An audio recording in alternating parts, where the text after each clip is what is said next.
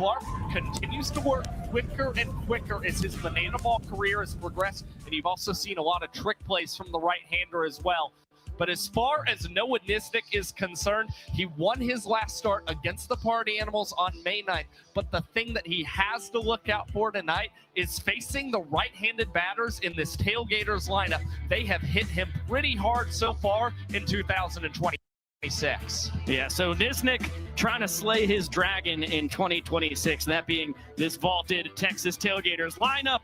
And when it comes to Chris Clark, who has dominated just about every team he's faced, the Bananas have actually got a couple runs across him each of the last 2 times they faced him, which, considering it's Chris Clark, is a massive success. Yeah, I mean, only 2 guys in the starting lineup for the Bananas, though, have multiple hits against Chris Clark. It's Kyle Jackson and Reese Alexiadis. The thing that impresses me the most about Clark, despite the 40 strikeouts that you see on your screen, he's a ground ball machine. He still induces a lot of trick plays, and that is clearly why the Tailgaters are far and away the best team when it comes to trick plays in 2026. Clark's tremendous, but Noah Nisnik, on the other hand, over 50% of his outs this season have included trick plays. So I think you're going to see a pretty tight battle tonight, as for the Tailgaters, that equalizer point is on the line for them. And the Tailgaters, I would bet, have the best shot in the sport to earn the equalizer point against the Savannah Bananas. Speaking of those Nanners, their lineup is about to be announced. Let's pass it over to Sharp.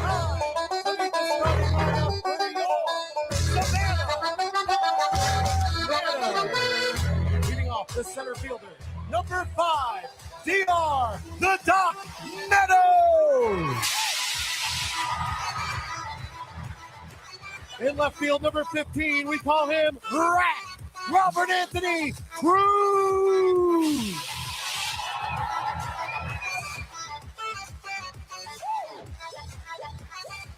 At third base, number 4, Kyle K.J. Jackson.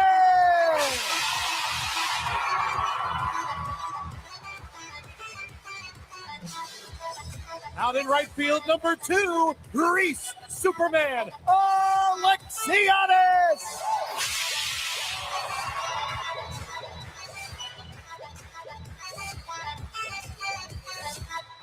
Batting fifth at DH, number 19, Dan Oberst.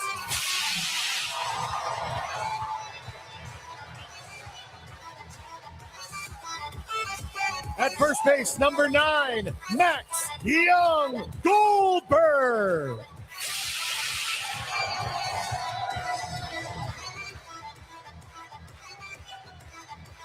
Behind the plate, number 1, the captain, Bill Leroy.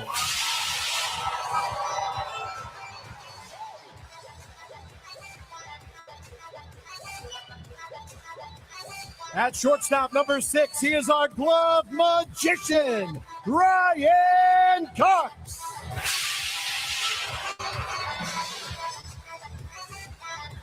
The extra hitter, number 7, Ty Too Far Jackson.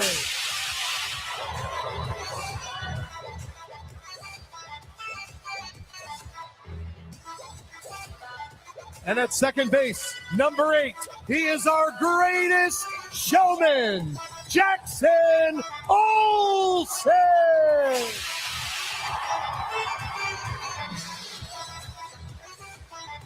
On the mound for your Savannah Bananas tonight, number 88, Noah Nisnik. Your Savannah Bananas are led by Tyler Gillum, assisted by Adam Byron, Ryan Kellogg, Bryce Dober, and the legend, Reggie Horton.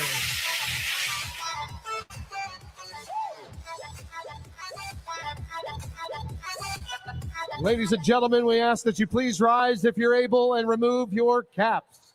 Because here to honor America tonight with the singing of our national anthem, please welcome Mickey Norwood. Oh, see, can you see by the dawn's early light what so proudly the twilight's last gleaming, whose broad stripes and bright stars through the perilous fight, o'er the ramparts we watched, were so gallantly streaming, and the rocket's red glare, the bombs bursting in air, gave proof through the night that our flag was still there.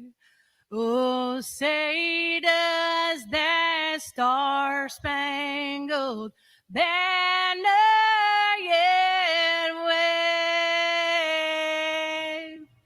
o'er the land of the free and the home of the brave? Ladies and gentlemen, Mickey Norwood. A phenomenal rendition of the national anthem as we get to bring you the first ever Banana Ball game from the scruffy city, Knoxville, Tennessee. Covenant Health Park, the 98th stadium all time to ever host our young sport. And it's the two best teams in Banana Ball. The 14-7 Savannah Bananas taking on the 12-9 Texas Tailgaters. First place versus second place, with the Tailgaters an opportunity across this two-game set to take sole possession of first place if they can sweep this two-game series. And they have won 4 straight against the Bananas, going back to that Banana Ball Open final. Let's take a look at the Savannah Bananas defensive alignment.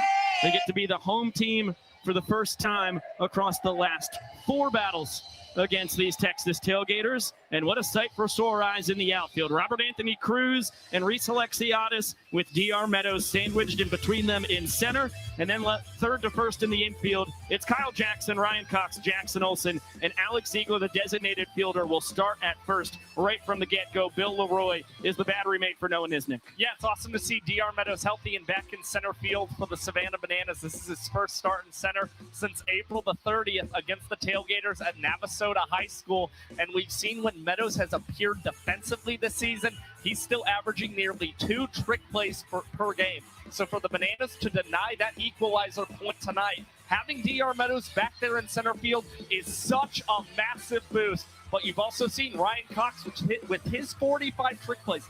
He is now back up to 3rd in Banana Ball when it comes to trick plays this season. And of course, Coxie pacing the Bananas with those 45 trick plays. And speaking of a sight for sore eyes, the southpaw out of St. Louis, Missouri, Noah Nisnik, back on the bump for the Bananas. He was at a wedding back in his college town of Cape Girardeau, Missouri, where he spent 5 years at Southeast Missouri State. Here in his 3rd year as the ace of this Nanner squad, the 2024 Rookie of the Year, and fantastic numbers once again. Yeah, getting set on the rubber for the 9th time in his 3rd Banana Ball campaign. In his last start on May the 9th, we saw Nisnik earn his first win of 2026 as he averaged 3 outs in 3 minutes and 28 seconds. Now, despite just 9 groundouts and 36 flyouts that he's induced, 51.5% of his outs have included a trick play this season. He is one of 7 qualified pitchers with a rate at 50% or higher today entering play. Exactly what the Bananas need against the top trick play team in the sport, in the Tailgaters, who can also swing the heck out of it as well. Zach Watson at the top of their lineup, followed by Nick Lopez, Kyle Martin, the tour leader with his 10 home runs, then Jordan Barth, the team leader with that .419 batting average, Taylor Justice, the team leader with a .500 on-base percentage right after him, then Jose Gonzalez Jr., Mac Danford, Taj Porter, Indiana Stanley, and Jordan Hussein to round it out. 3 through 6 in this lineup. I mean, it is the deepest lineup in Banana Ball right now.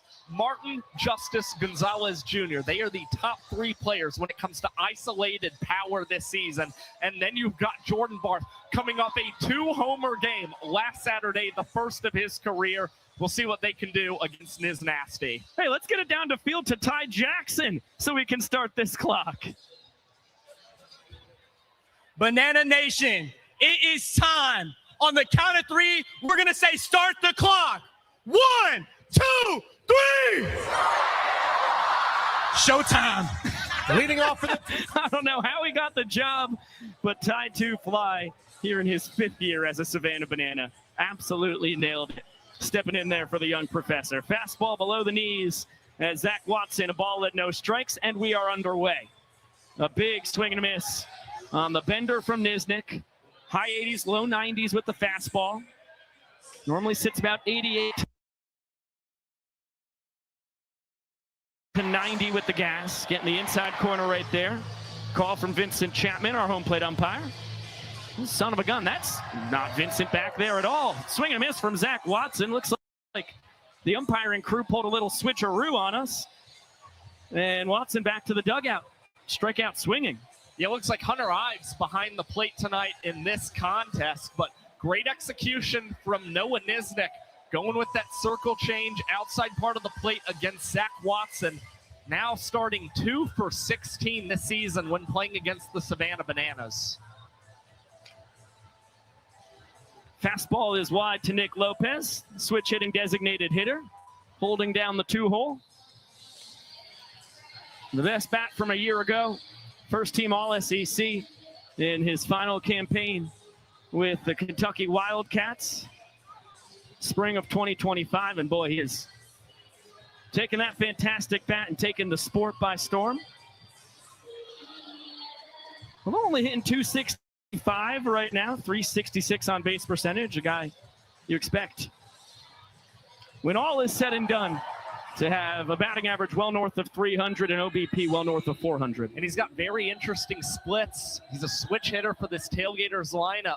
He's batting .308 from the left side, but when he's in that right-handed batter's box, just a 125 average, and it is going to dip a little bit lower as the Bananas come away with 2 trick plays to start tonight's contest.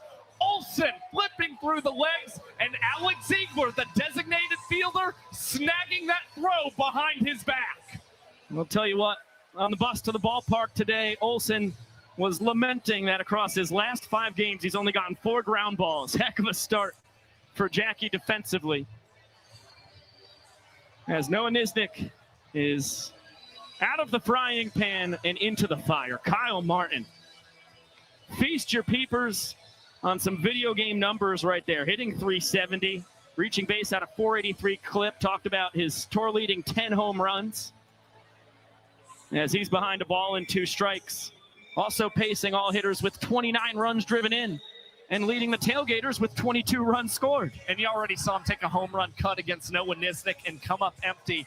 If this pace for Kyle Martin continues throughout the season, he is on pace to finish with 29 in 2026, which would far and away break the record Jake Skull set last year with 15 bombs. 2-2. Fastball tomahawk to first. Alex Ziegler fields it behind the back. Wild trick play from Ziggy. 3 of them on the inning for the Nanners as Nisnik sets the Tailgaters down in order. And again, the Texas Tailgaters, they are the best team when it comes to trick plays, but with 3 in the first inning, the Nanners are already putting the pressure on the visiting squad. 3 up, 3 down in 3 minutes and 6 seconds for Niz. And 2 of the 3 trick plays come from their ecstatic designated fielder, Ziggy, immediately giving his coaching staff a reason to smile after they put their designated fielder out on first from the get-go. Take a look at the Tailgaters' defensive alignment. Left to right in their outfield, Watson, Stanley, and Martin. In the infield, third to first, Barth, Hussein, Looters, and Justice. The quad father, Taj Porter, behind the dish. How can you not be looking at Jonathan Looters at second base, leading the pack with 75 trick plays this season, and in his last game set a new single-game record with 9 of them. Everything this guy does is just built to try and maximize trick plays, and he and Jordan Hussein have nearly combined for 50% of the total trick plays this year for the Texas Tailgaters. And how about Chris Clark? No slouch when it comes to trick plays. 5 of them in 6 tries this year for the Banana Ball rookie, the first pick in the draft for the Texas Tailgaters, number 3 overall, the pride of Westlake Village, California, who spent 7 years in the Chicago Cubs minor league system, spent his last 2 years up in AAA, but then 2025 rehabbing, spent his final 4 outings pitching right here in Covenant Health Park for the Knoxville Smokies. And in his Smokies career, he had a 7-5 record, a 4.43 earned run average, and struck out 100 batters in 109 2/3 innings pitched. You also see he's been the first pitcher in 2026 to reach that 40 strikeout plateau. DR Meadows at the top of this Banana starting lineup for a 3rd straight game. Then it's Robert Anthony Cruz, Kyle Jackson, and Reese Alexiadis, the cleanup man, followed by Dan Oberst, Max Young-Goldberg, Bill Leroy, Ryan Cox, Ty Jackson, and Jackson Olsen. Well, Max Young-Goldberg is elevated again in this Bananas order. He has been an on-base machine, so they want to see what he can do in the middle of this lineup. And Robert Anthony Cruz just continues to get stronger and stronger with the bat. And he's looking to make it 3 straight years in which he has collected a home run here in the state of Tennessee. Each of the last 2 years doing it in Nashville, 2024 in First Horizon Park, home of the Sounds, AAA affiliate of the Milwaukee Brewers, and last year in the home of the Tennessee Titans.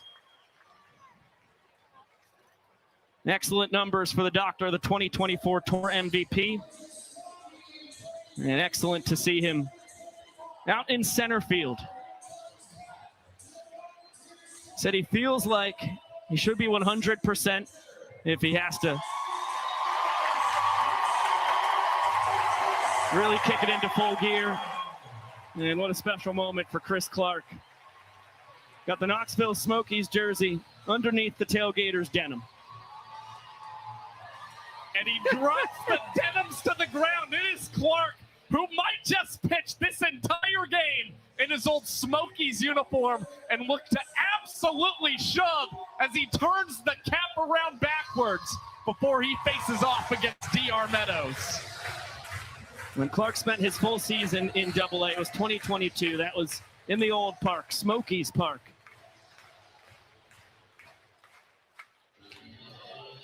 But last year, 2 starts, 2 relief appearances here in the only 1-year-old Covenant Health Park. Quick 2-0 count on the Doctor. Comes in hitting .348, .423 on base percentage.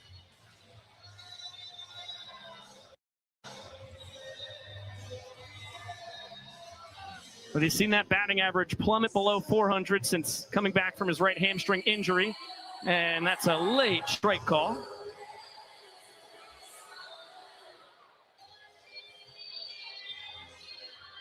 Safe harbor rule in place. When you have 3 balls, you can leave the box without penalties. You can try and get a head start on your ball 4 sprint. And that one is ball 4. Meadows off to the races. Tailgaters need to get it to all 7 fielders behind the pitcher and catcher before the ball is live. Textbook sprint defense, and Meadows respecting the Tailgaters' defensive prowess. Never even thinks about trying to get 2 bases. Well, that's something you hardly see from Chris Clark. Ball 4 sprints in general, but especially to start this game. And we know DR Meadows hasn't exactly had the best bat since coming back from injury, but that's the first ball 4 sprint he has drawn since the 28th of March against the Indianapolis Clowns. So great to see Meadows boosting that OBP a little bit to start the bottom of the first. Quick 0-2 count on Robert Anthony Cruz. All of a sudden scorching hot since being elevated to the 2-hole, rewarding his coaching staff for the confidence in him. And that ball lofted out to right center. Kmart with the call, tip drill, and Stanley behind the back. DR Meadows heads up, tags to second. He can start running as soon as the ball hits a defender. Taylor Justice wants an appeal over at first. I don't think the Tailgaters are even going to go for it. Well, again, you saw the Bananas 3 trick plays in the first inning. Wanted to make sure that the Tailgaters at least could try and strike back and make this a close battle. Clark with a quick throw over to first to see if Seth Markham would call DR Meadows out for leaving early. Instead, Markham ruling that Meadows left at a proper time. So he's in scoring position now for Kyle Jackson, taking high. Inning-winning run in scoring position. And KJ, Josh talked about it on the pregame show. One of only 2 Bananas in the lineup, including Alexiadis on deck, who has multiple hits off Chris Clark this year. Kyle Jackson 2 for 3 with the ball for a sprint against the powerful 6'7" righty. 1-1. Nice backdoor bender as Clark jumps back ahead. And right now, K-Jack on a streak, 5 straight games with a run batted in, trying to make it 6. If he can get a good knock here against Chris Clark and drive in Meadows. Bouncer foul. We'll get another 1-2. KJ hitting .373, .468 on base percentage. Pacing the Bananas with his 11 extra base hits. Superb sophomore campaign so far. Doesn't think about the fastball high and away as the count is even at 2 balls and 2 strikes. If you're Clark, you want action on this pitch. Don't want to go a ball away from losing the inning. Heater misses just a bit up. And now Chris Clark in that exact situation. And you could see in the body language from Clark coming off the mound, really wanted that call from home plate umpire Hunter Ives. And now gets on the same page with Taj Porter and comes set with the payoff. Flared out into left field. It's going to fall. Meadows got a great beat on it. He's getting the windmill throw from Watson. Oh, Meadows a dead duck. Perfect strike to the dish by Zach Watson to save the inning.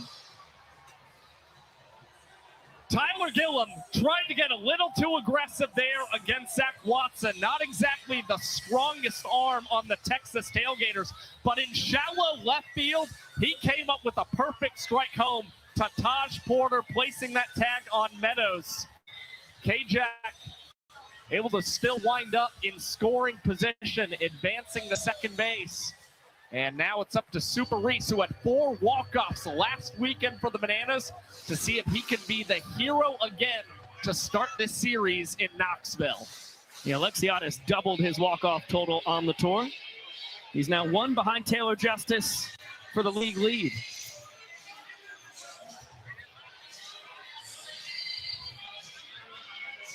Super Reese, always superb with the stick.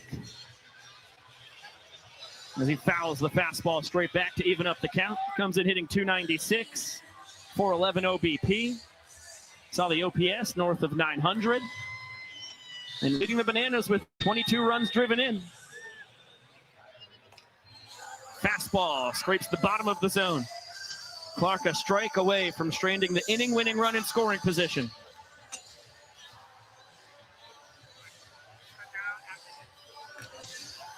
This one knife foul, will do it again. Yeah, you mentioned 22 runs batted in for Alexiadis. Currently has him sitting at 5th among all players in Banana Ball this season. And 6 of those runs batted in have come against the Tailgaters. Reese has hit very well against this squad. Deuce is wild here in the home half of the first inning. 2 balls and 2 strikes with 2 outs. KJ leading off second. Alexiadis looking to be the early hero for the Bananas. And he never even thinks about hacking at the bender down and away. And once again, Clark a ball away from losing this inning. Payoff pitch. Hot shot to short. Hussein between the legs, over to first. Clark bends but does not break and induces 3 trick plays as the Tailgaters have knotted it up in the trick play department against the Bananas. Another look at Hussein's. We are scoreless through 1. Let's get it on down to Brett Loftus. Have you ever thought to yourself, my best friend is big, green, and loves to absolutely eat? Have you ever thought to yourself that his name is Grub? Have you ever thought to yourself that you may want a Grub jersey? Well, now you can have your own pinstripe Grub jersey. You're not going to get all the rump shaking and the overalls and the greenery that you would get with Mr. Grub, but you will get this beautiful pinstripe jersey. And they don't come in what size do you wear, Grub? Yeah, a very big size. You can get them in youth sizes, adult sizes, and every mascot except for Coco in Banana Ball. So if you want to be handsome, just like my big friend Grub, you can get your very own jersey now until May 24th. Biko and Josh, I'm about to take it off his body right now, and he's taking me away. Good luck down there. Brett Loftus against that dinosaur of Grub. A modern dinosaur at that. I just love that we get those moments. Grub and Brett Loftus, one of Banana Ball's great romances, in my opinion.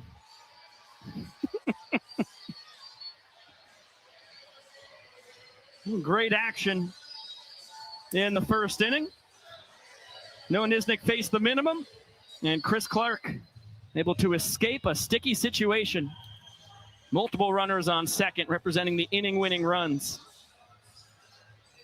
But still scoreless as Jordan Barth digs in and launches this one. Not caught by the fans. Left field side out of play. Talked about that .419 average you saw pacing the Tailgaters. This is one of the hottest hitters in the sport, coming off a 2-homer game last Saturday night down in El Paso. Yeah, and we saw before the Banana Ball Open, Barth was batting just .293. He's been batting .576 since the Open, and that's going to climb even higher. A rocket past the glove of Kyle Jackson at third base, and it's Barth collecting the first hit of the evening for the Texas Tailgaters. First base runner for Texas as well as you get another look. Noble attempt by KJ, never stood a chance at that scorcher. And a check on Barth over at first. Not a big threat to run, but 2 for 2 in his stolen base tries this year, as Justice nearly clips our third base camera with the foul ball.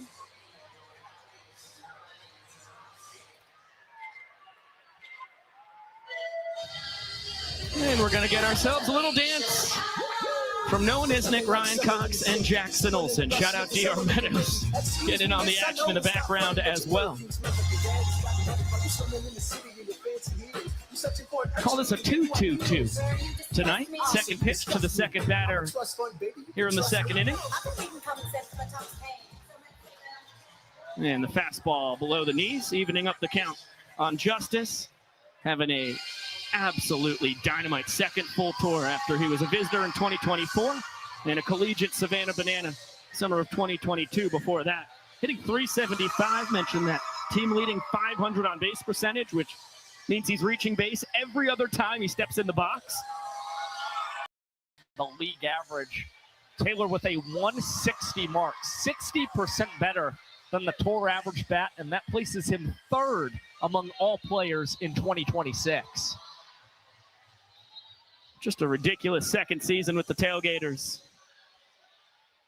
As he fouls the fastball straight back. Nisnik continuing to pound the zone ahead 1-2. And Justice continuing to hype himself up at the batter's box, patting himself on the shoulder, just telling himself, keep battling.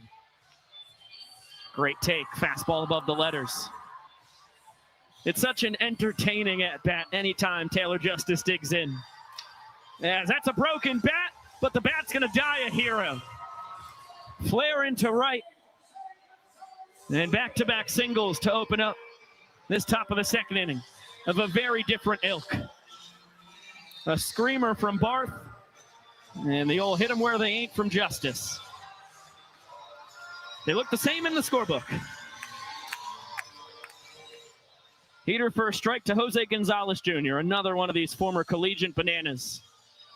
Although for brother, it was the summer of 2020 that he suited up in yellow here in his first world tour. And boy, has he came to the Banana Ball world like a storm. Popped left side, KJ will track it down for out number one. Jump throw over to third to make sure there's no funny business from Barth. Big first out for Nisnik. Yeah, just able to induce some soft contact there against brother. Now Jackson had to range over, couldn't camp under that pop-up enough to try and start any kind of tip drill or anything else, instead catching it the standard way. But he'll take anything, or Noah Nisnik will take anything he can get right now to try and escape this sticky situation. Backdoor slider for strike one. Mac Danford taking his turn with 2 on as he gets a piece of the changeup, but is behind 0-2. It's a homecoming of sorts for Danford after 3 years of JUCO. Spent his final 2 years of college at the University of Tennessee at Martin. Albeit that's about 5 hours west of here, but back to his college state.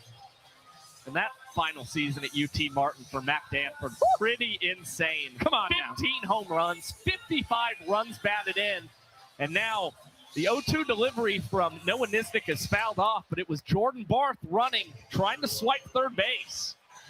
Yeah, you want to talk about dominating the OVC. Danford had an OPS north of 1,000 both of his seasons with the Skyhawks. Another 0-2. Swing and a miss.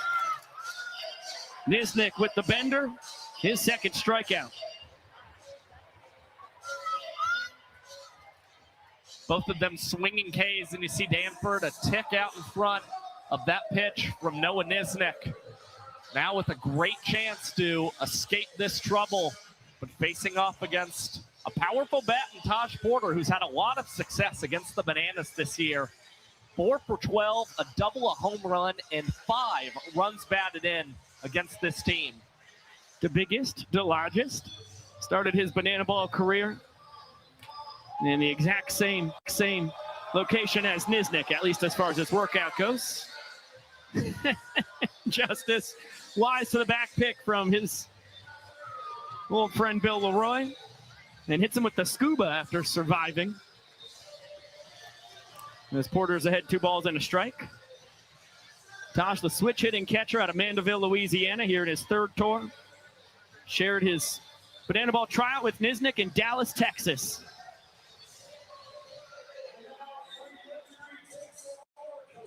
And according to the scribes, had some great battles against Niz that day.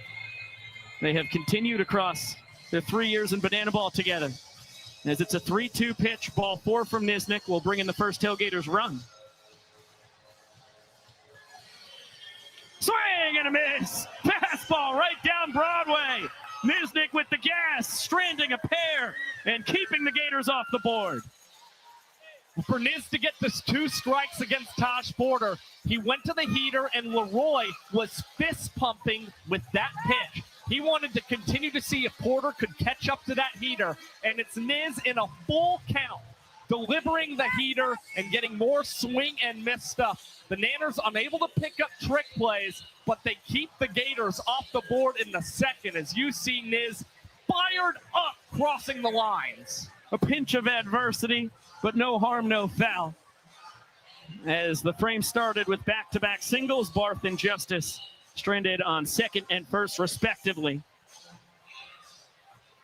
And so far, this one, as advertised, Nisnik 2 goose eggs put up on the board. Chris Clark 1 of his own, as he had a dicey 1st inning of work as well.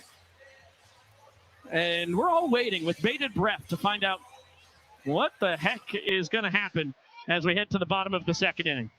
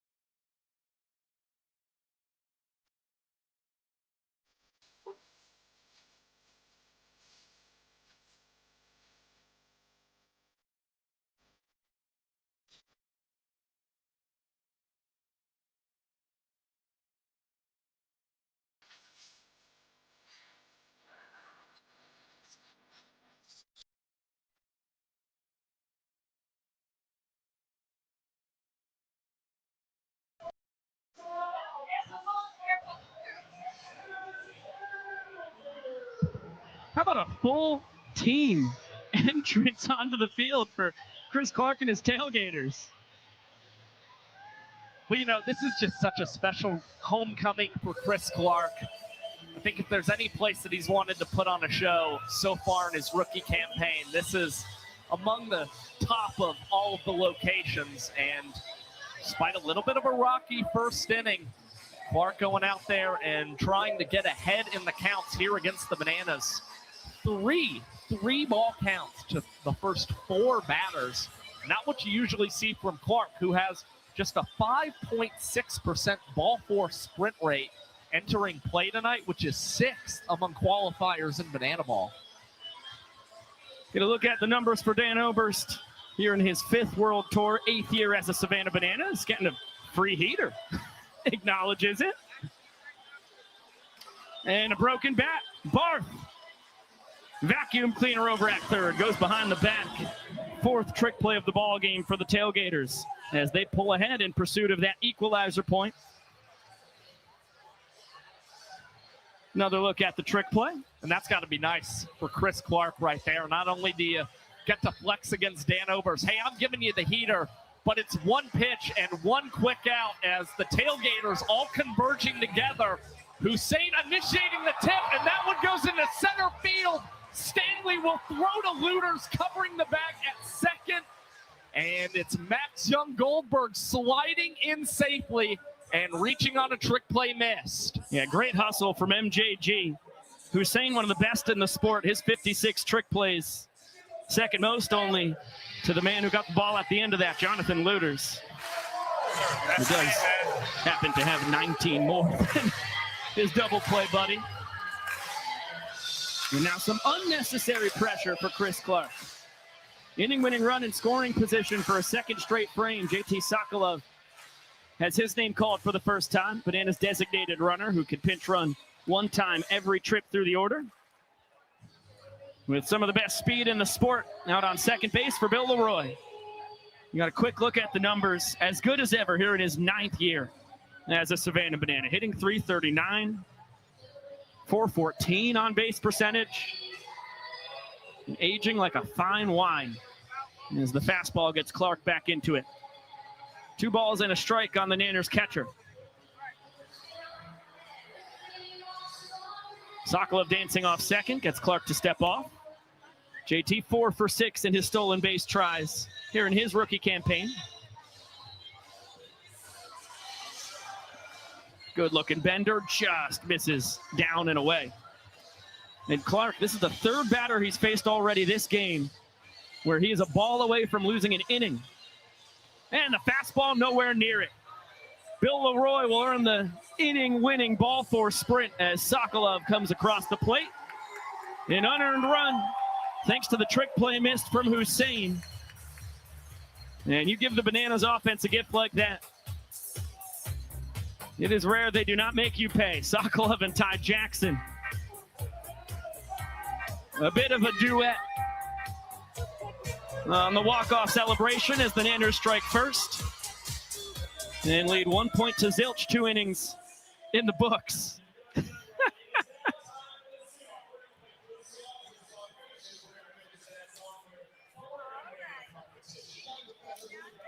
Let's take a look at how the Bananas starting pitching this year was across their first 11 games and how it's been across the last 10, because it is a world of difference across a very similar sample size. I mean, we've talked about the slump that the Bananas have been in across these last 10 games, just a 4-6 record.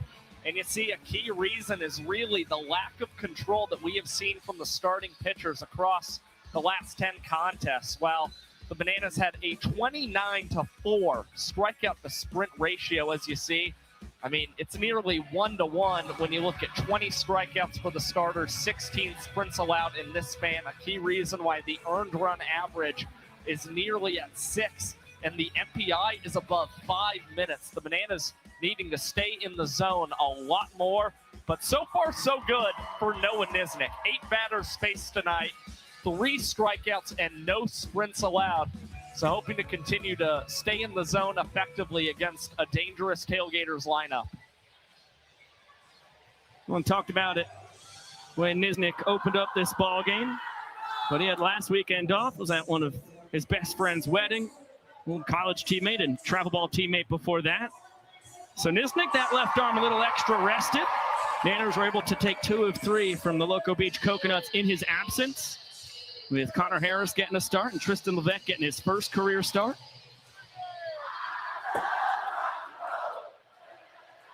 And as the Dunkin' Donut batter, Indiana Stanley, if he strikes out, the fans here in Knoxville, Tennessee get donuts courtesy of Dunkin', and he has come up empty on back-to-back benders from Niz Nasty.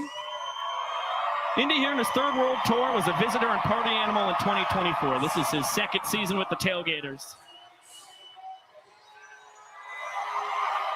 Not fooled on a third straight curveball. I mean, a tremendously offensively talented player. Just hasn't found his groove yet here in 2026.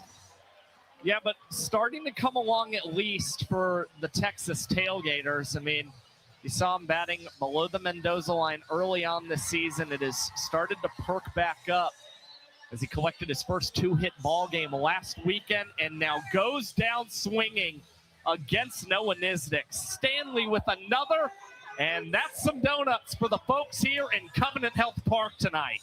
Well, Noah Nisnik has his A-plus stuff. His fourth punchy. Sends Stanley back to the dugout. And all 3 swings and misses from Indiana came on that breaking ball from Niz Nasty as he gets Jordan Hussein to go above the zone on a fastball. Now 1-1 on the Houston product. Jordan here in his third tour. Brief teammate of Indy's on the Party Animals at 2024. As this one's sky high, Nisnik is just going to catch it the old-fashioned way, right in the middle of his infield for out number 2. That's Ziggy, KJ, and Cox all staring in confusion. Now, as fun as that is for Noah Nisnik, and pitchers always, you know, they're very competitive. They want to field their position very well. I think Ryan Cox and Alex Ziegler especially are thinking that's a trick play opportunity that we might have missed out on right there. And a tip from Cox, a behind-the-back catch by Ziegler or Kyle Jackson, puts the Bananas back out in front in this trick play battle. And I'll tell you what, against the other four teams in the sport, maybe you say, hey, Niz, get you one, you know? You're our ace. It's fun for you to get to record an out yourself, but when you're against the Texas Tailgaters, averaging 12.5 trick plays a game, when the Nanners are the next closest at 9.2, every single ball in play, if you can get a trick play on it, if you can get 2 on it, you got to try and make it happen. The Tailgaters, they're in first. When it comes to trick plays, the Bananas in second. The Tailgaters still have 70 more than the Savannah Bananas coming into play tonight. A whole different ball game as it's a 2-2 count on Zach Watson, Nisnik's first strikeout victim tonight. Just able to get a piece of the changeup.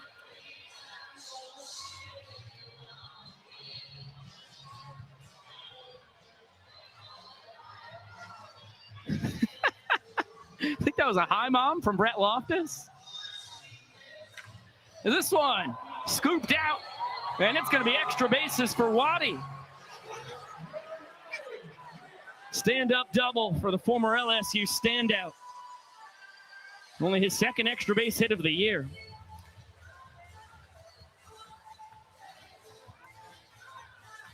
He puts himself at scoring position for the Big Boppers. That's nice to see for Zach Watson. The first hit he's collected against the Bananas since opening night in Tallahassee, Florida. Now Lopi hits this on the ground. Jackson will transfer between the legs, and it's Ziegler with a perfect reception across the diamond at first. Nanners even up the trick play battle, and Noah Nisnik opens the ball game with 3 shutout frames against the Tailgaters, as it's now Keely time Lamb. for Bananas Foster Family of the Game. Across the United States, there are over 400,000 children and teens in foster care without a permanent home. To raise awareness and support this community, we created Bananas Foster, the official nonprofit of Banana Ball. Our organization is dedicated to celebrating those in the foster care community while educating and inspiring others to get involved. Tonight, we are celebrating the Martin family. Laura always knew she wanted a big family. So 20 years ago, she was inspired to make a difference as a single licensed foster mom. During the 9 years that she was licensed, Laura welcomed a total of over 100 children into her home and adopted 22 kids into her family. Fans, please join us in celebrating this amazing woman for making a difference right here in your community.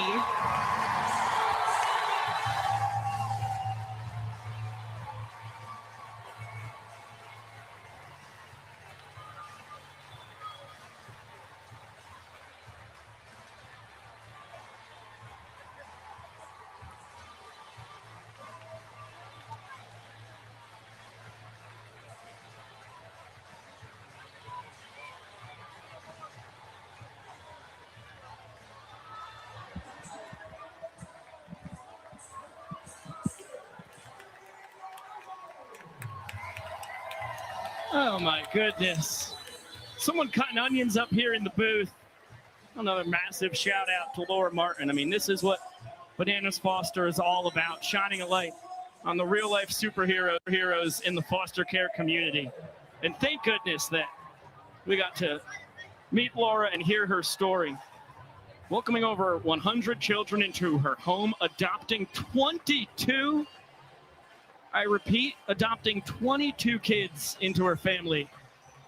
It's tough to put into perspective how many lives she has immensely impacted for the better. That is Chill City right there.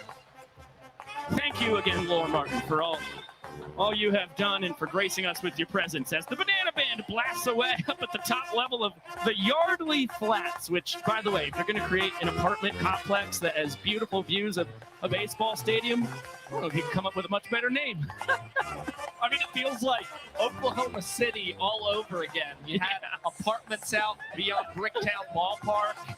You also saw a parking garage that fans could hang out in to watch the game.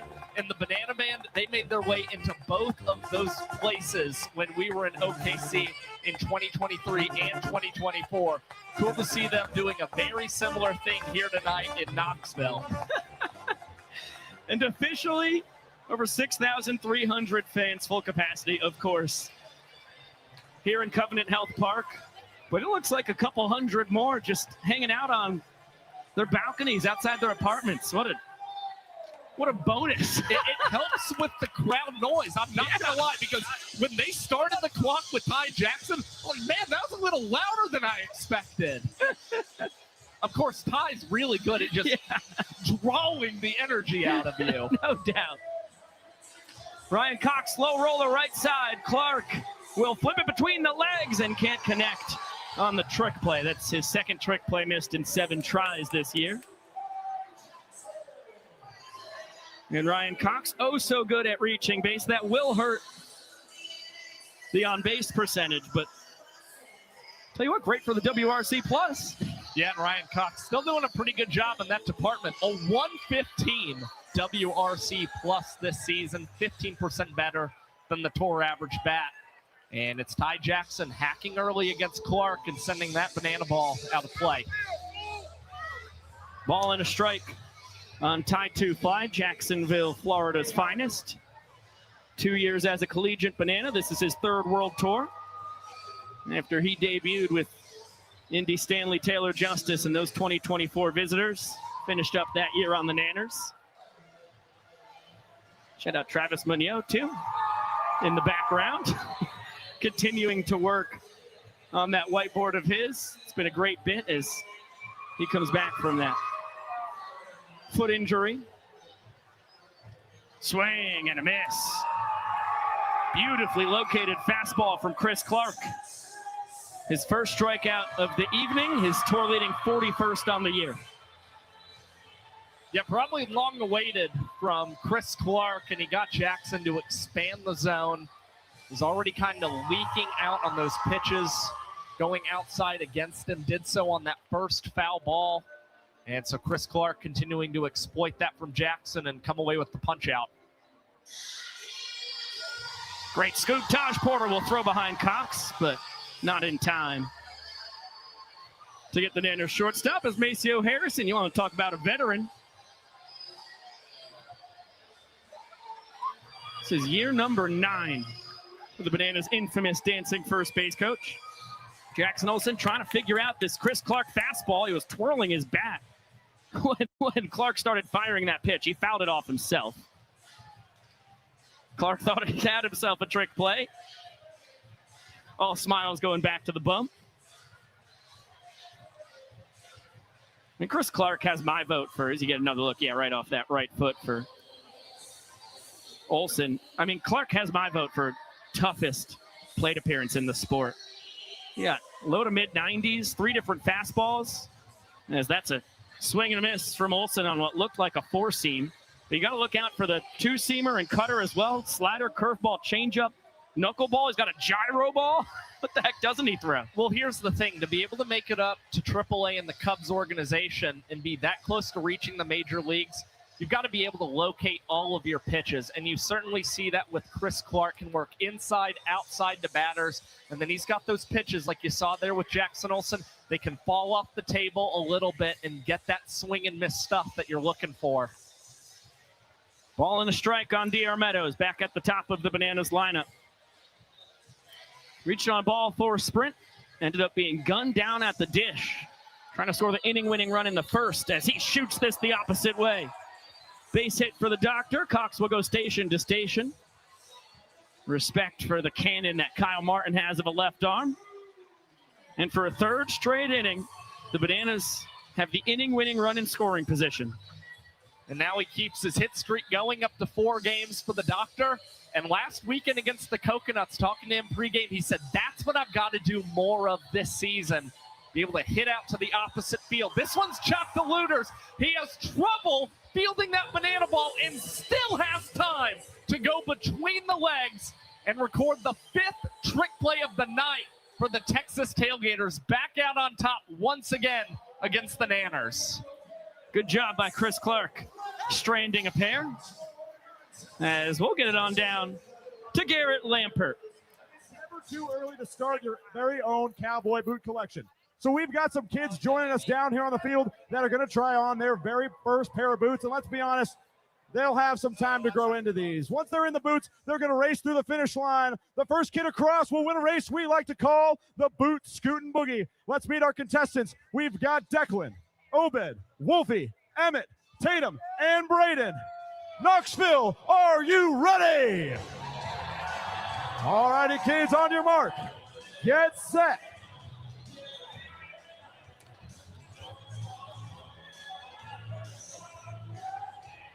A lot of room in those boots. Scoot. There we go. Braden, Tatum, and Emmett in a dead heat. Emmett's taking off. Oh, we got a ball. And Emmett is your winner.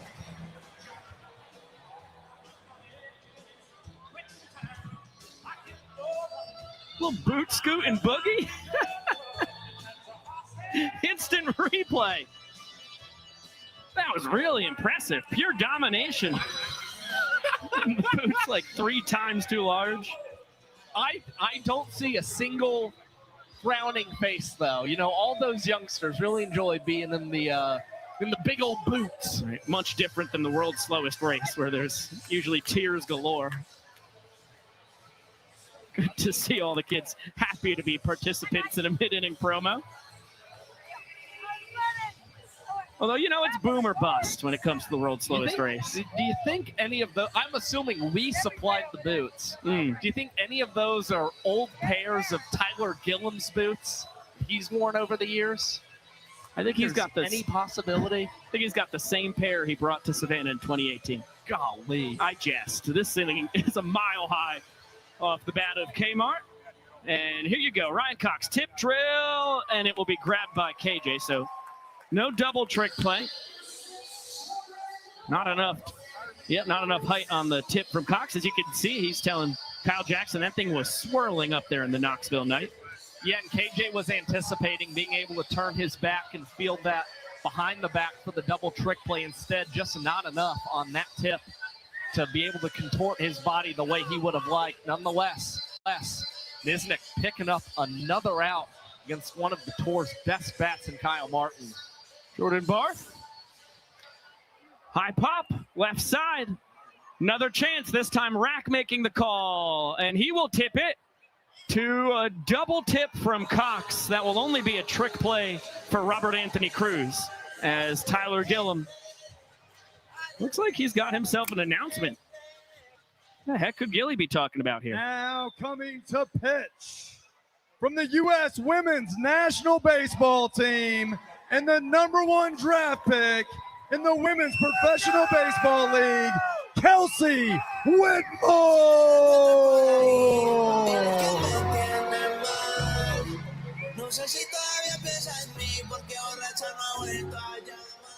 Tough to imagine a better start for Kelsey Whitmore here in her sophomore campaign in Banana Ball. The numbers are absurd.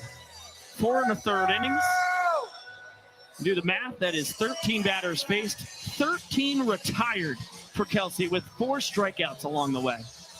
You know, the craziest thing about Kelsey Whitmore is last weekend, before she pitched against the Coconuts, her MPI was 2 minutes and 4 seconds, and she lowered it by throwing an inning in 1 minute and 38 seconds. Not only the first sub-2-minute inning of her career, but the fastest of the season from any Savannah Banana. And she's also striking out 31% of the batters she's faced. It's going to only take one pitch for Whitmore to close out the 4th. Behind the back, twirling catch by Super Reese. As it's a 3-trick play frame for the Bananas, Nisnik and Whitmore combining to put another donut on the board. And you just see soft contact, the name of the game right now for the Savannah Bananas. Great work from Cox, Cruz, and Alexiadis to secure a second 3-trick play frame tonight for the Nanners. Let's get it down to Jesse. Capacity crowd here in Knoxville. Everyone on your feet all the way around the stadiums, in the apartment complexes, everywhere on your feet. Because we're going to get the biggest Hey Baby Knoxville has ever seen. So get those hands up in the air. Hands up in the air and follow along. Here we go. Clap those hands.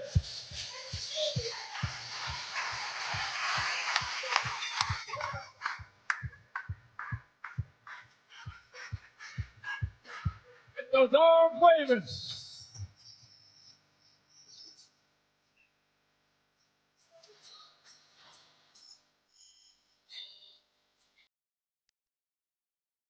Keep it going, get those hands up.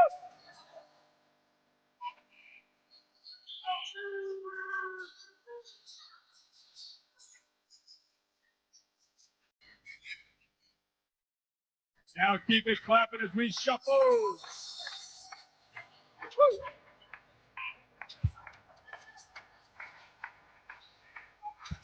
You guys look good. Now let me hear you sing it.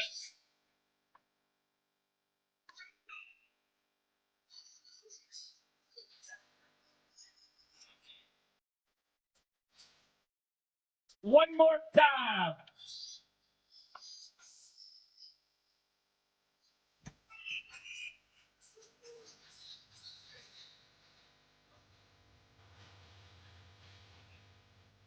Give yourselves a round of applause.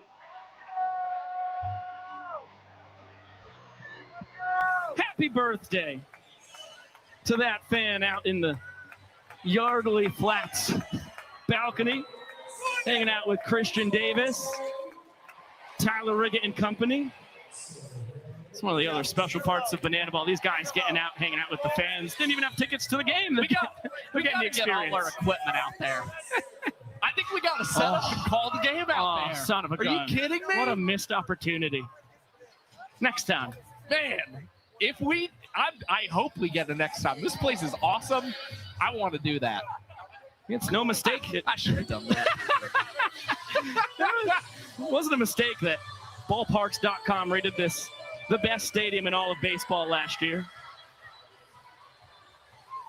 Kyle Jackson continued his small sample size, but great success off Chris Clark his first time. This time, Looters behind the back transfer trick play to take care of KJ. A nice start for Clark and company, opening up this bottom of the 4th. Well, again, we talked so much about Chris Clark being this unbelievable strikeout pitcher, but another reason he's been so gosh darn effective all year long is he's very much a ground ball guy at the same time. And all of these grounders that he's induced, they have turned into trick play outs for the Texas Tailgaters tonight. Beautiful two-seamer to jump ahead of Reese Alexiadis. That one all the way to the backstop. Super Reese taking off for first. Porter. Great throw, but not in time. Alexiadis, his tour-leading 5th steal of first base. And Joe Mikulik is challenging the call from Seth Markham at first. Boy, Taj couldn't have made a better play. Alexiadis is just about as fast as they build him here on planet Earth. Great banana ball IQ. He got a nice jump. I'll tell you what, to the naked eye, I thought he beat the wrap. It was bang, bang. Another look. Yeah, clearly safe.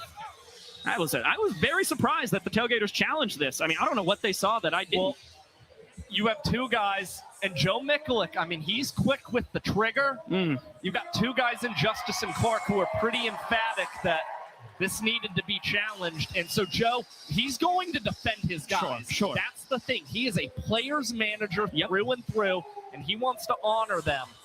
Unfortunately, things don't work out. Now the Tailgaters have only had 1 successful challenge overturned this season, as that is Alexiadis' tour-leading 5th steal of first. Dan Oberst, rocket out to left center. Alexiadis getting the wave around from Bryce Stover. He's going to come on in and score. Danny Barrels, inning-winning double. And the Niners double their lead. They're up 2-0. Danny Barrels delivers yet again for the Savannah Bananas. And the steal of first, what starts it all for the boys in yellow. Great base running for Alexiadis. And then Oberst makes the Tailgaters pay. Got the heater from Clark that time and puts the Bananas up 2 points to 0. Let's get it on down to Sam Bauman. What's happening, Mr. SB?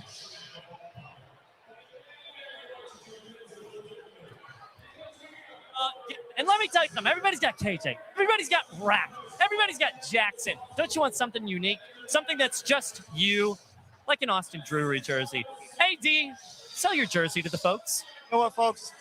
Everyone has a great jersey. Mine comes with a nutritious source of calcium and potassium, a.k.a. bananas. Let's go! Doctors cannot verify that.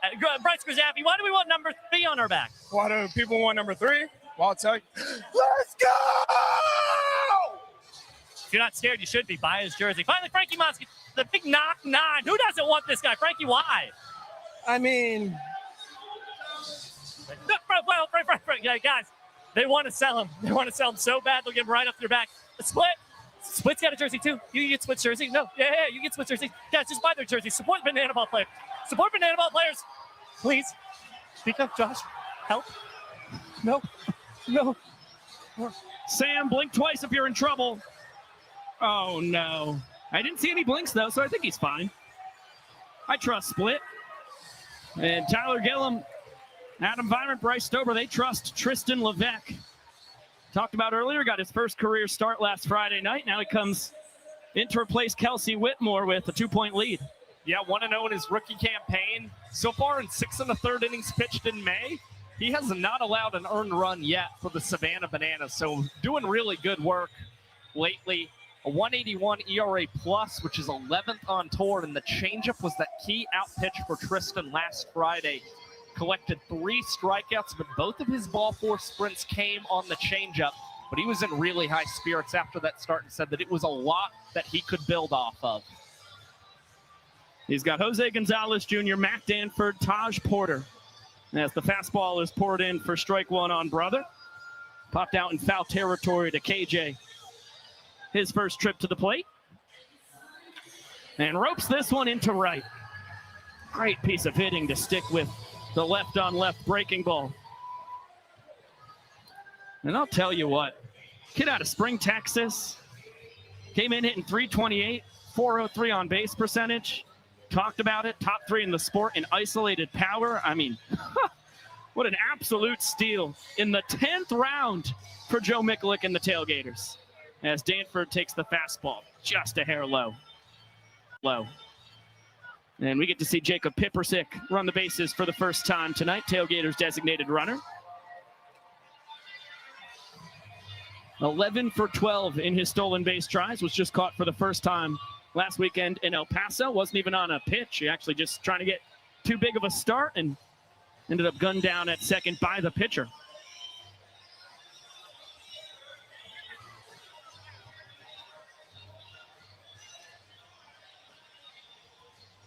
2-1 count on Macadoodle. As our beloved friend Brett Loftus getting a lot of camera time in that Tailgaters dugout tonight. Loves to call him. And that's going to be a ball four sprint. Pippersick is going to easily go first to third. Danford parks it at first base. And just like that, no outs, runners on the corners. And I'll tell you what, YouTube chat, we're going to have to lay out for a specialty Jason Arndt walk-up here. But Josh and I have a hot take for you. Well, I don't think it's hot at all. We'll discuss after this.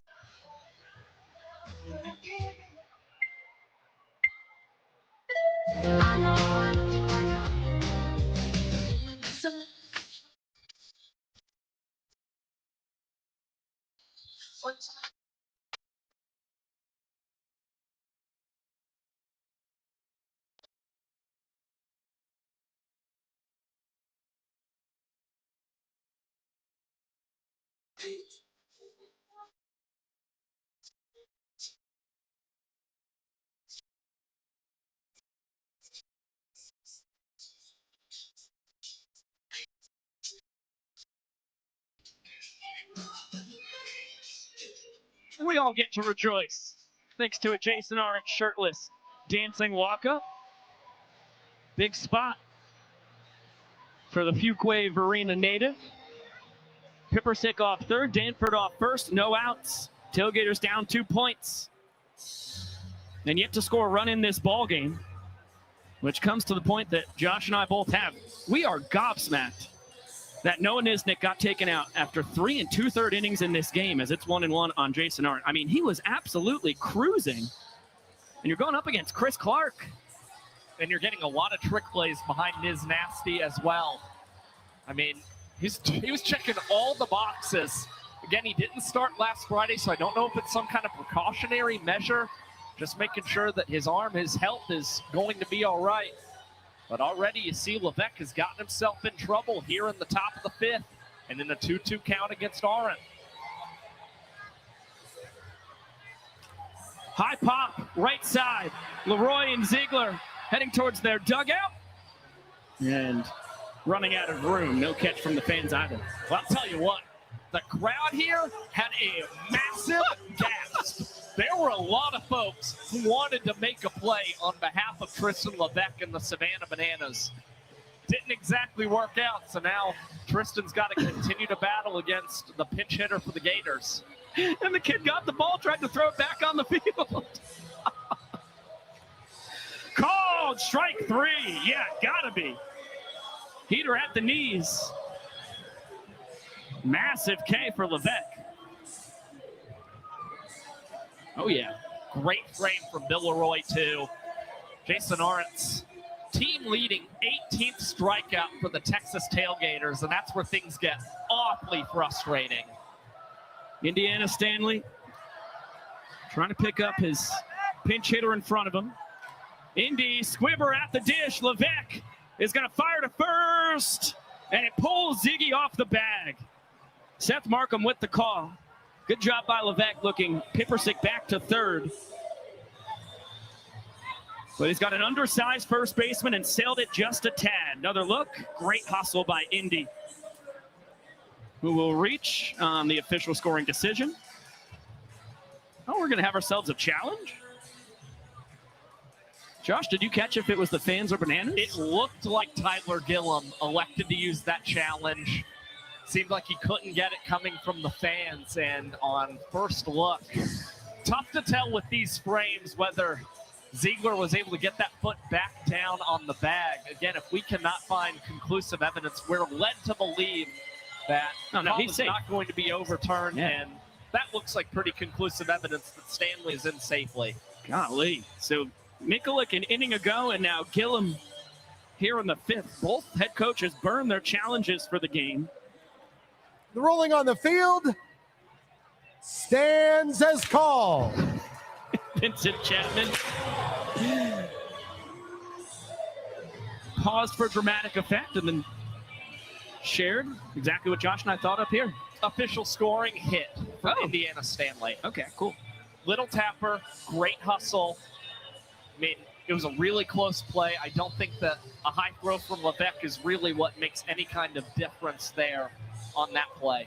Good looking fastball. And we're hitter scorekeepers, man. No doubt. Always have been, always will be. So 1-0 count on Jordan Hussein as he flips this towards the seats. No catch. Popped out to Niznik on the mound his first time.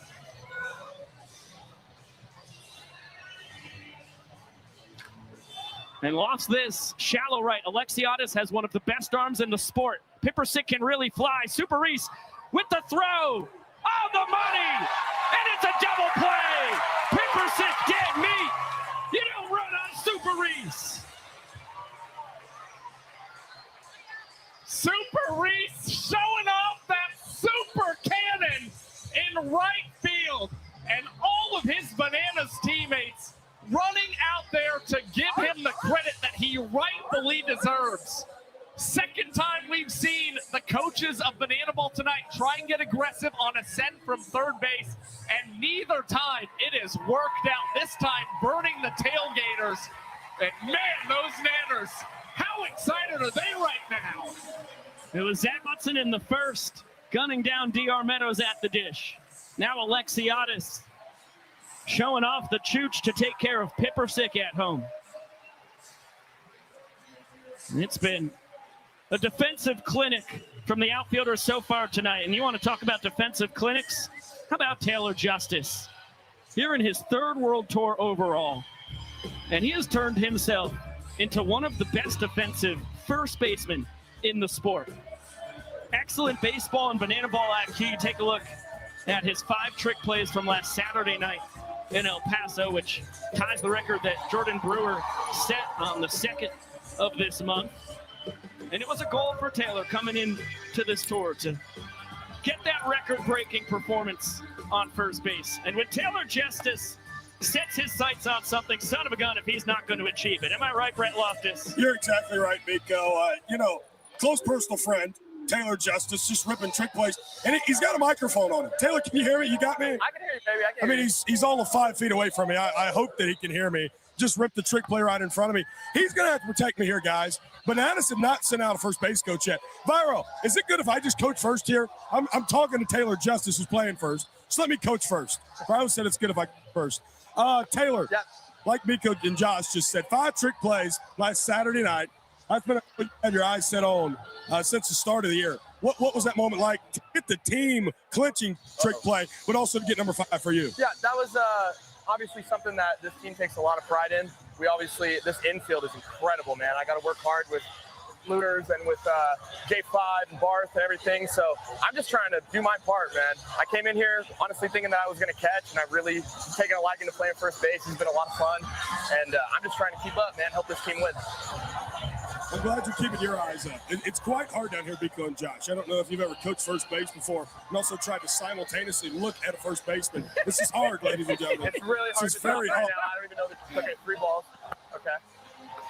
Yeah, little housekeeping, guys. Jonathan Hughes, first man out of the pen. That is barrel from MJG Looters.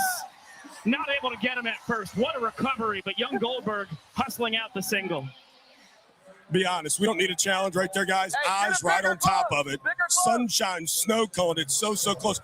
Can we talk to JTT here, Taylor?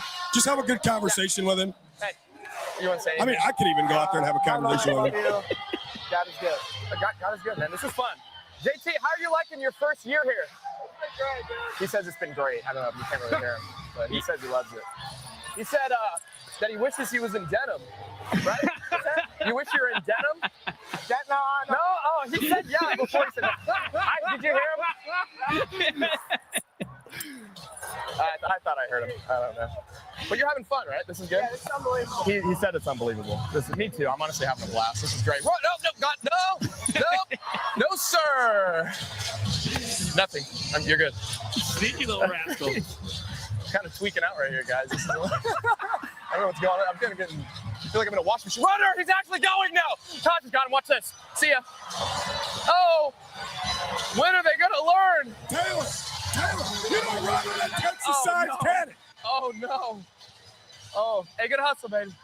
Good hustle, man. Josh, how many times this year is it the Taj Porters caught him right? I don't know. Too many. I don't know what's happening.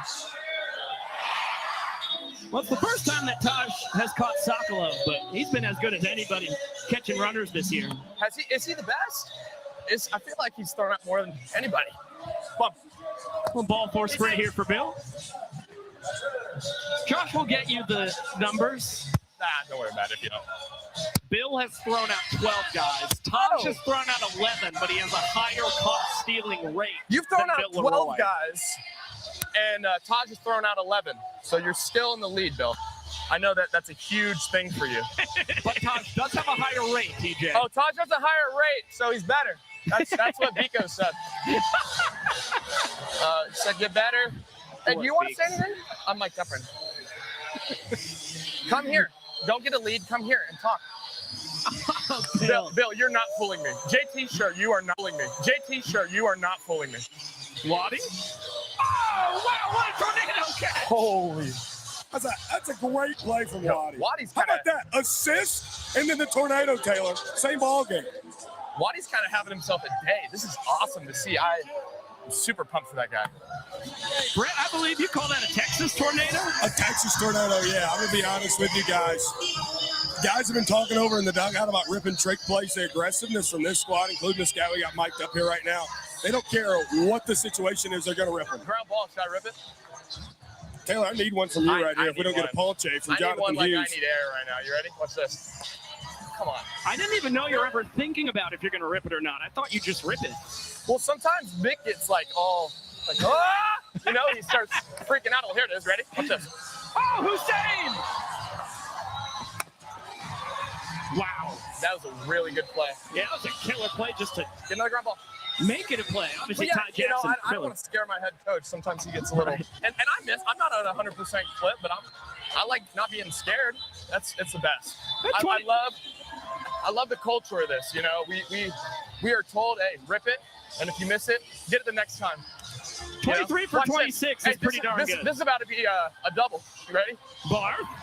Oh my. Dude, you made me look so bad right there. What are you doing? Taylor Justice, it's okay. Oh, it's okay. We got scoreless out of the inning. I love you so much. And I can't wait to see you in about 5 seconds when I get my helmet on. Okay, you're going to go hit, and it's going to be great. Biko and Josh, this is wonderful. I never want to coach first ever again. I thought you were wonderful, Brett. And man, you look good from this angle too. You look a lot better from this angle. There's just a light. I can't even see you right now. You know who looks even better? The Savannah Bananas. Yeah. Let me tell you. Talk about a toss, Brett.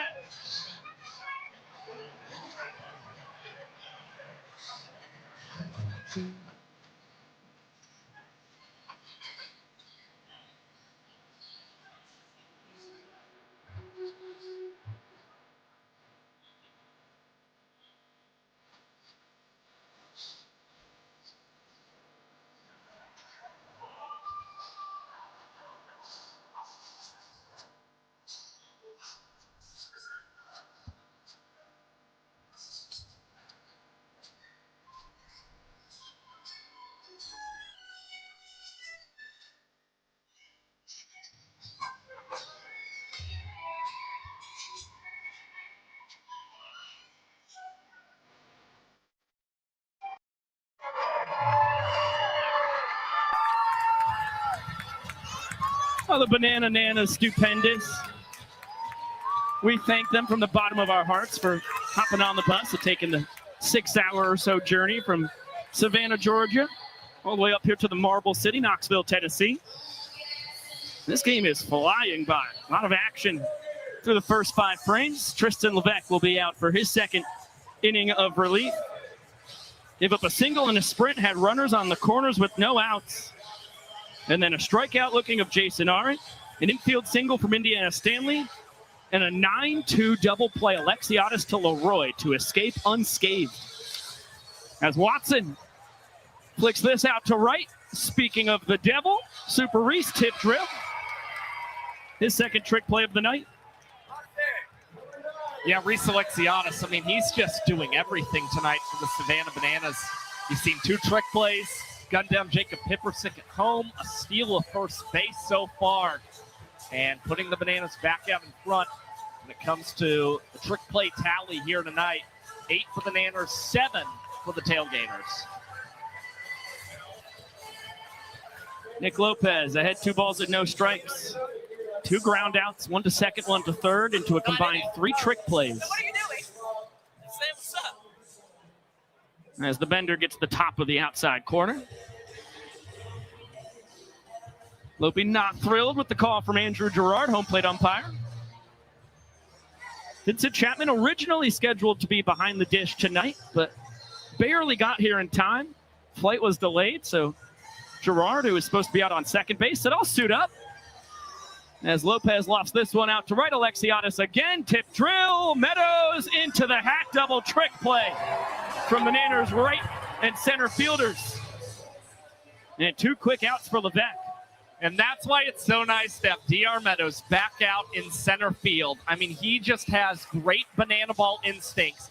He instantly had the cap taken off before Alexiadis is even coming close to that banana ball. It's Meadows just reading what they want to do and what has become, routine for them. They have communicated so well over the years that they really don't even have to say things verbally to one another anymore. They're just that synchronized. And as you see, 7 different Savannah Bananas defenders have a trick play tonight. Been spreading the love around defensively. Kyle Martin has hit into a pair of them. Ground out to Ziegler at first, and a pop out to Cox at short. And as he can't connect on the slider from Levesque, part of his 4-pitch mix. Trying to make it a 1-2-3 inning. Fastball perfectly tunneled after the slider. Called strike 3. Oh, it was a late call from Andrew Gerard. And Levesque does get that second K. Both of them are looking as he sets down the Gators. Top of the lineup in order. Fastest inning of the night for any pitcher. Levesque and Leroy catching that outside corner. And it caps off a 2-minute and 18-second inning from the banana ball rookie. Yeah, Kyle Martin not thrilled with the call. I think he has a reason to be. So look, the ball off the plate or 2. Great frame by Bill. And then a great inning from Levesque. We're going to have something special here to kick off the bottom of the 6th inning.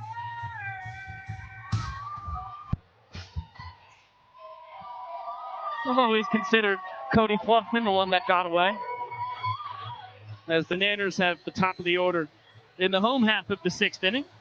Jonathan Hughes out for another inning of relief. DR quickly behind 0-2, sprint his first time. Single the opposite way in the 3rd. Just able to get a piece of that gnarly 2-seamer. Hughes is pretty unbelievable pedigree. Guy who's drafted in the 2nd round out of high school.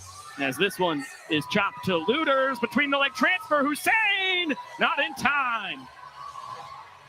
And it does look like Meadows is back to full strength on that right hamstring. Infield single, he is 2 for 2 aboard for the 3rd time. And it was DR Meadows getting on the bus this morning, talking to him about seeing what his status looked like. He's like, "I'm ready, boys. I'm ready to get back out there in the outfield." And again, something that makes DR Meadows so effective.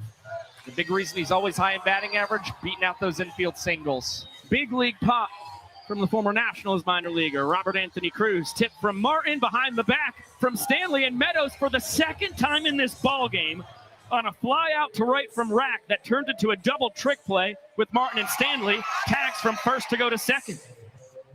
So the Tailgaters are sacrificing 90 feet for 2 trick plays. If they have more trick plays than the Bananas going into the final inning, they claim a point that the Nanners cannot access as the home team.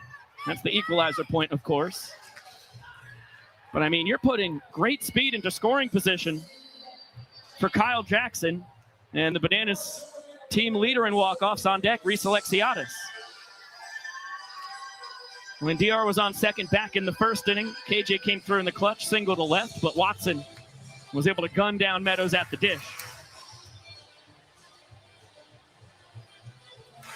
That one to the backstop. KJ is going to steal first. Meadows gets to 3rd on the wild pitch. And now the inning-winning run 90 feet away. And you just have to question, in pursuit of the equalizer point, which you're not guaranteed to get, you're now giving the Bananas a much easier chance at claiming the point here in the 6th inning. Infield in for the Tailgaters. Alexiadis ahead 1-0, throw behind KJ, he's back safely. I mean, it's definitely harder to pitch as the visiting team in Banana Ball. All you're trying to do is keep guys out of scoring position, especially considering how costly ball four sprints can be. And Alexiadis, he's been so good with guys in scoring position all year. A 400 average, 5 ball four sprints. And now Jackson moves up 90 feet. 2 guys in scoring position for Super Reese. Big hack at the fastball. Fouled straight back. Alexiadis, a ground out his first time. He stole first. Back in the 4th inning, came around to score the inning-winning run. Bouncer into left field. Alexiadis, his 9th walk-off of the year, ties him with Taylor Justice for the tour lead. And the Bananas, a commanding 3-0 lead through 6 innings. And he has now recorded at least 1 run batted in all but 1 series for the Savannah Bananas this season. Super Reese, fantastic tonight for the Bananas in the field and in the cleanup hole. Let's get it on down to Sam Bauman. I believe he's got Cody Fluffman. No, I don't have Cody Fluffman. I have the new heartthrob of the Savannah Bananas. Catching our breath. You're the man, Meadows. You're the man. You're the man. I love you, Meadows. You know, I just had to perform so my boy Meadows could get a hit. I wouldn't call myself the heartthrob, but baby, Fluffman is one handsome fella. Talk about breaking the dad ceiling. Great job. The dad ceiling. First ever full sprint Manana walk-up. It was a lot. I mean, I booked it, but I knew I had to not only deliver for my other boys, I had to deliver for the man on the plate. And look what we did in the inning, baby. Look at the other dad bods. Come on here, guys. Hey, there were some rumors. I heard Coach Gillum. He said, we got to get this guy. Any truth to the fact that you might leave the Bananas for the Bananas? Hey, look, all I'll say is if they give me an at-bat, they got 3 swings to get me out because baby's going yard. That's what I'm talking about. That's what I'm talking about. They're not letting him go. He's an athlete. He's a heartthrob. He's a Manana.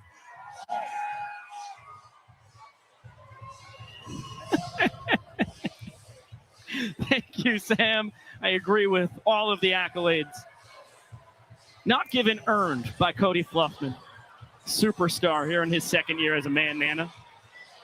And the whole crew. Good to see Ant, Special K, Brad Bod, Dad Bod, the best in the biz. The evolution of the Bananas has been really cool to see across my 7 seasons in Banana Ball as Connor Harris here in his 2nd year, first full season in the sport after he was a visitor in 2025. Take a look at the numbers. Not sparkling for Harris as he looks for a bounce back after he had a great first 2 innings in his start last weekend and then had a blow up 3rd. Yeah, he's been hit hard in the month of May. An earned run average that is nearly at 15 in 6 2/3 innings pitched, and he's just surrendered a lot of base knocks. 16 hits allowed, 4 ball four sprints, and only 2 strikeouts this month. But the most points that he can surrender here in the 7th is 1. He's got a 3-point cushion, so hopefully Harris able to work some things out and find some success here against the middle of the Tailgaters order. Yeah, meaty part of this lineup, Barth, Justice, and Gonzalez. 3 guys who have been seeing beach balls, especially as of late when it comes to Jordan Barth. Single his first time, then flew out into a trick play from rack and left. And shoots this the opposite way. Fielded between the legs. Olsen flipping between the legs. Ziegler catching between the legs. 2nd double trick play of the ball game between Olsen and Ziegler. And the Nanners now with a 3-trick play advantage. And, you know, oftentimes we have seen the Bananas start these ball games with Max Young-Goldberg at first base. But Tyler Gillum and Adam Byron are keen to the fact that the Tailgaters, you know, they push the needle when it comes to trick plays, so they can't afford to surrender anything. And that's why you saw Ziegler start the game, combining for that double trick play with Olsen, and now was able to repeat it here in the top of the 7th. Justice, just like Barth before him, a single back in the 2nd inning, then a fly out in the 4th into a trick play, although it was Alexiadis out in right. Tornado catch accountable. As Harris doing a great job jumping ahead. A ball and 2 strikes on Taylor Justice. 500 on base percentage. Leading the team 3rd best in the sport.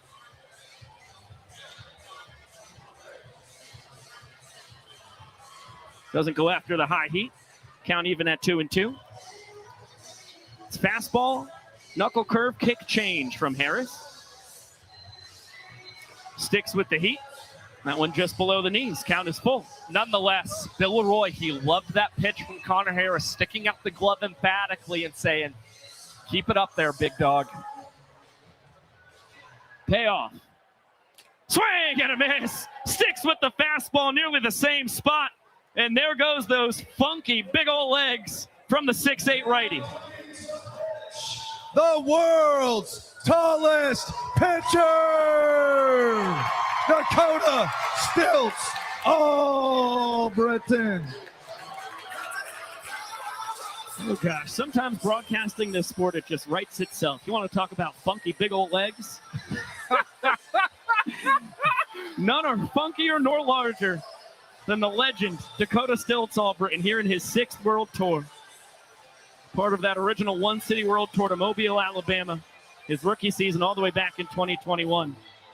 And trying to put a bow on a scoreless 7th inning, collabing here with Connor Harris. And he pitched in all 3 games last weekend against the Loco Beach Coconuts. Stilts hit around a little bit, but so far he's had pretty good numbers against the Texas Tailgaters.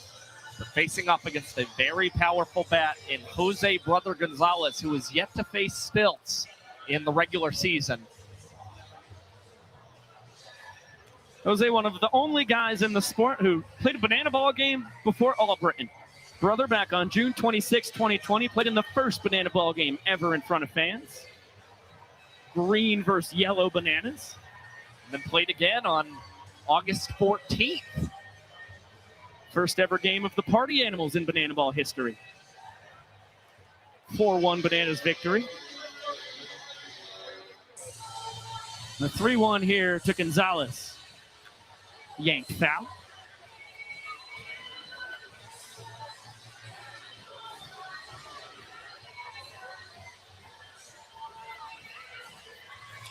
And this one floated out to center. Meadows, tip drill, Cruz. There to secure it. It's a 3-trick play, 1, 2, 3, top of the 7th inning between Harris and Albritton. And the Savannah Bananas have had 4 different 3-trick play innings tonight. I'll tell you what, they came out with a vengeance here tonight against the Texas Tailgaters. They are all out dominant tonight. What a ball game we have in 2 nights' time. On Saturday evening, it will be the 2nd largest banana ball game ever played just down the road in Neyland Stadium, home of the Tennessee Volunteers. Over 101,000 fans will converge on the football stadium of the Vols. We will have it right here on the Bananas YouTube channel, also on the ESPN app and Disney+. And as always, you can watch Jose Benitez. And as always, you can watch Jose Benitez's call on the Bananas YouTube channel as well. If you can understand Spanish, you have to check it out, because Jose is as good as they come and as entertaining as they come as well.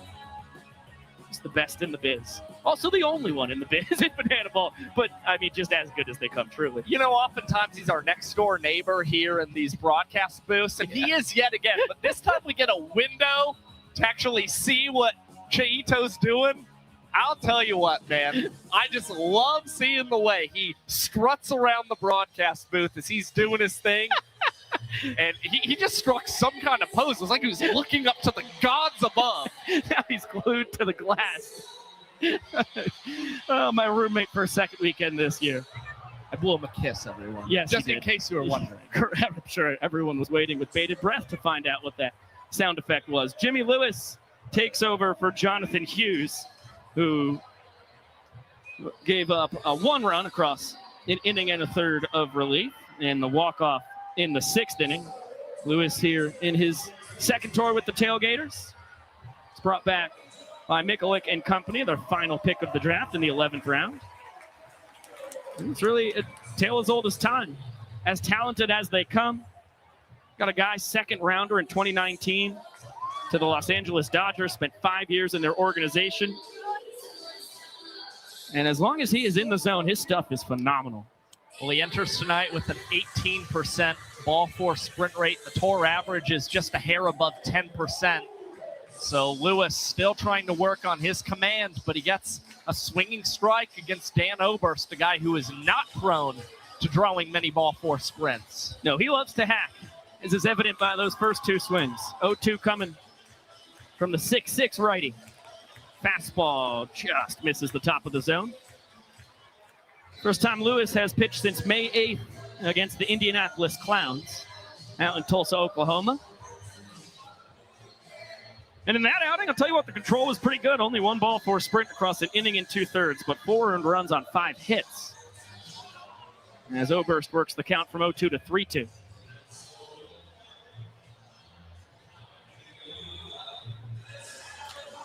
Just pokes the bat out, and he's going to find some grass down the right field line. Big turnaround. First, he's going for 2. Perfect throw from Kyle Martin. Oberst out at second and begging the fans for the challenge. For now, it's the second straight weekend that Kmart has gunned down a runner at second. I mean, that arm is fantastic. And the fans have popped the confetti out in those stands along the right field line. So the umpires will now gather and take a look back at this throw coming from Kyle Martin in right. I mean, off balance, perfect. One hopper to Hussein. Bang, bang play at second. Hunter Ives, the crew chief, had as good a view as anybody. You need to see clear evidence that Dan touched the bag before the tag came down from Hussein. And I'll tell you what, that second angle, I think, had the glove hitting Oberst on the side before his right foot touched second base. See if the umpires disagree. Woo! But that angle from center field might tell a different story. When I saw this the first time, of course, that was a little too quick. Here we go. Golly. Wow. I'm not seeing evidence that could overturn the call on the field. Nor am I. It's as bang bang as it gets. It's that left toe touching the bag. Does it get there before the glove hits Oberst on the side? It needs to be clear to the umpires. Ladies and gentlemen, after further review, Dan did get to the base before the tag rolling came on down. the field. They did not see that. Vincent Chapman with rain poncho in tow, as the skies have started to open up a little bit again here in Knoxville after it absolutely poured for most of the day. Confirming the call. So it's a single from Oberst, his second hit of the day. Although Kyle Martin foils his bid for his second double of the evening. And Luter's between the legs. No chance for Justice to make it a double trick play. Sunshine has the Tailgaters in double digits. They pull back within 3 trick plays of the Bananas with a maximum of 4 defensive outs remaining. It's been a heck of a battle for that equalizer point. Look, the Tailgaters can certainly still strike. With the remaining out they have here in the 7th and also the 8th as well, they'll certainly put the pedal to the metal then. It's up to the Bananas to try and see if they can keep things going in the top half of this inning, as Lewis has jumped at 0-2 for the second time in this 7th inning. That's just a heck of a sign. Right back to the breaking ball. Bill Leroy towards our broadcast booth. It will clang on top of the roof. 2 sprints in 2 plate appearances for Leroy. The first walked off the second inning.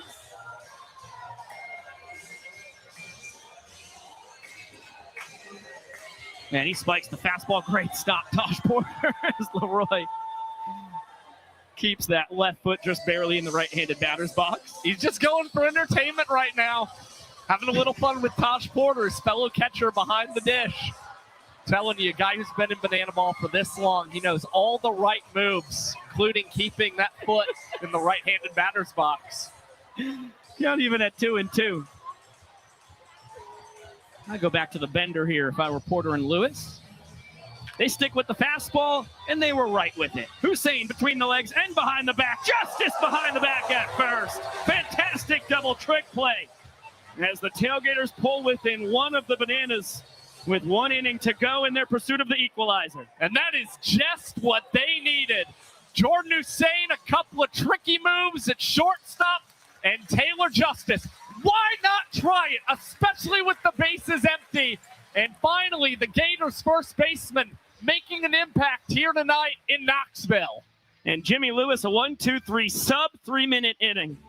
You absolutely love to see it. Still a 3-0 game with 2 frames to play. As you get a look at the battle between the Bananas and Tailgaters trick play wise so far tonight, it has been superb. 25 trick plays between the 2 top trick play teams in the sport. The Tailgaters have 1 more inning to try and out trick play the Bananas and earn that equalizer point. And it has really come from nearly every defender for each team, spreading the wealth defensively in some spectacular ones, especially that spinning Texas tornado from Waddy. I mean, this is exactly what we kind of expected coming into the series. The Bananas and Tailgaters would be dueling in trick plays, and I'll tell you what, Tailgaters still do not have a run in tonight's game against the Bananas.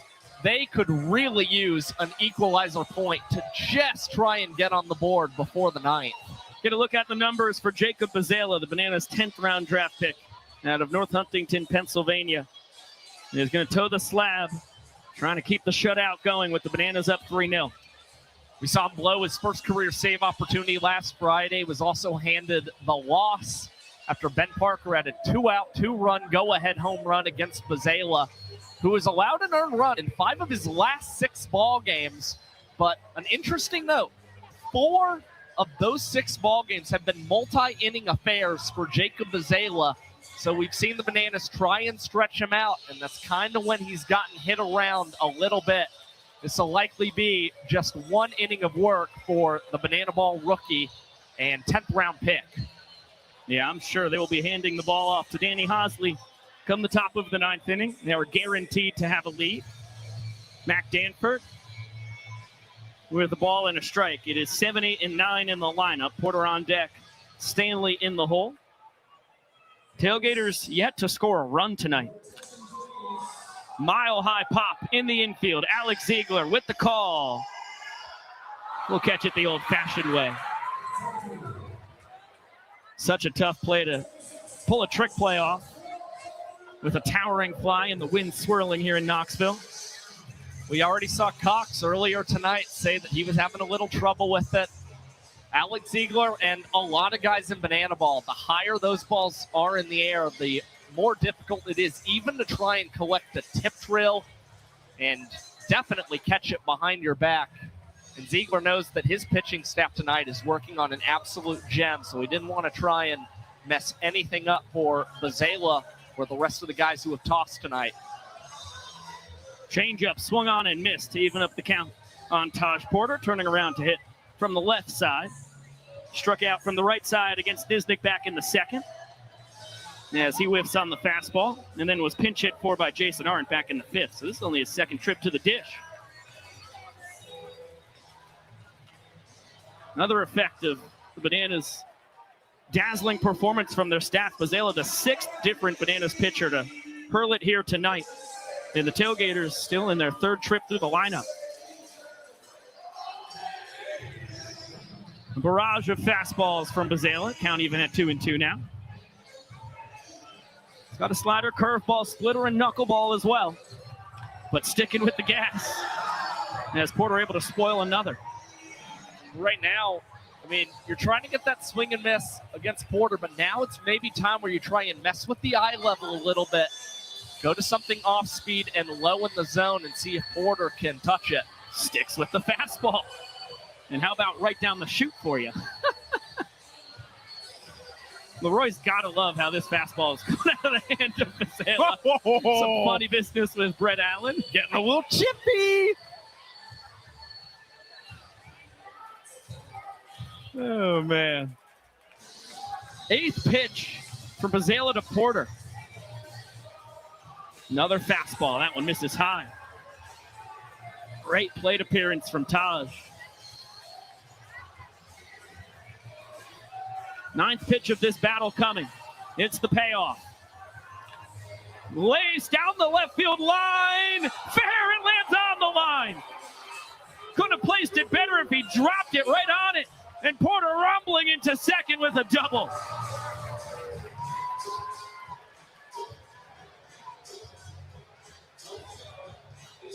What a piece of hitting on the 9th pitch from Bazala. Pipersick will take Taj's place at second.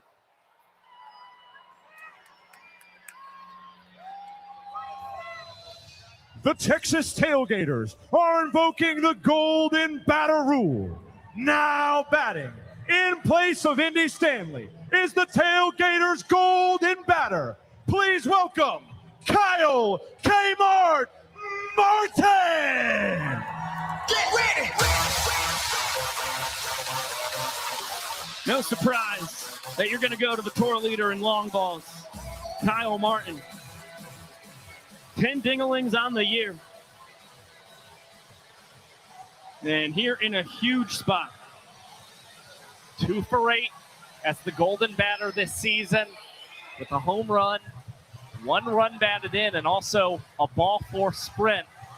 But Kmart he's always been trying to swing for the fences, I should say, when he's appeared as a golden batter. It's part of the reason he's got 4 strikeouts in these situations.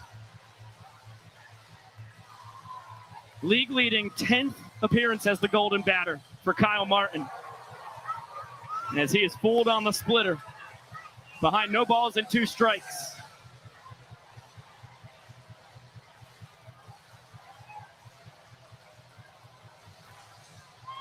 Right back to the split. Kmart able to hold up.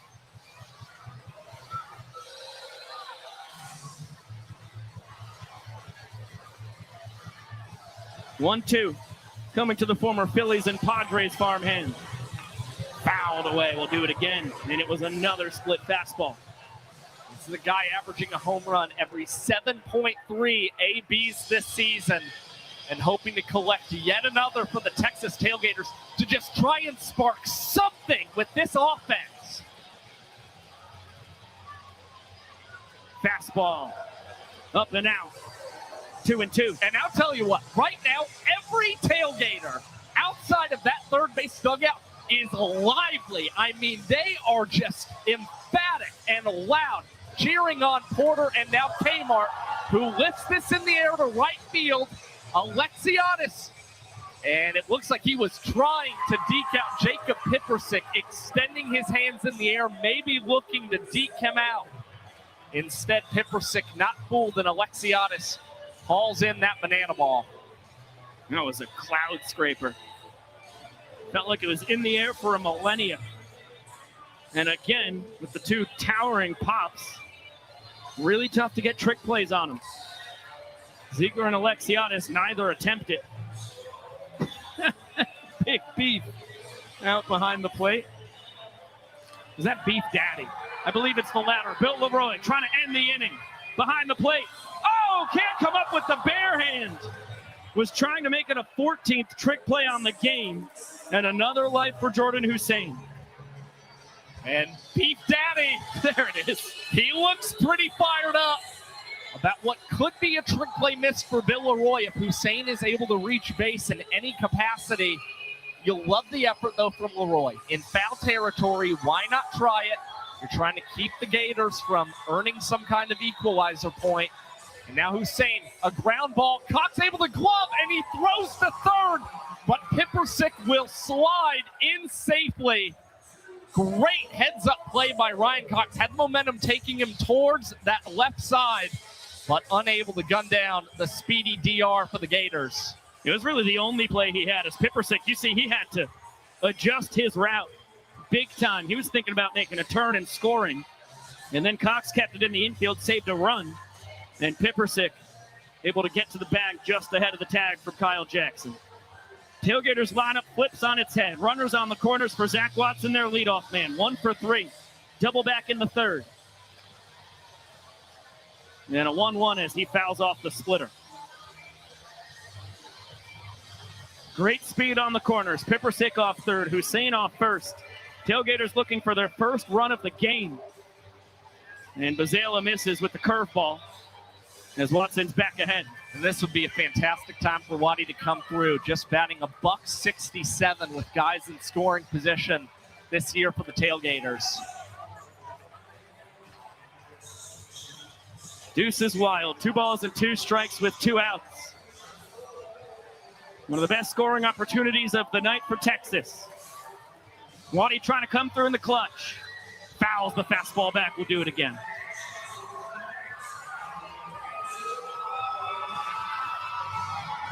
Another reason why this sport is so amazing. You got a guy on the mound who spent 3 years of D2 ball, finished up D1 against a legend from LSU at the dish who smashes this out to left and does come through in the clutch. 1 hop off the wall. Pippersick is home. Hussein on his heels. Second double of the night. This one brings in 2 runs from Zach Watson, and the Tailgaters have finally broke through against the Bananas pitching staff.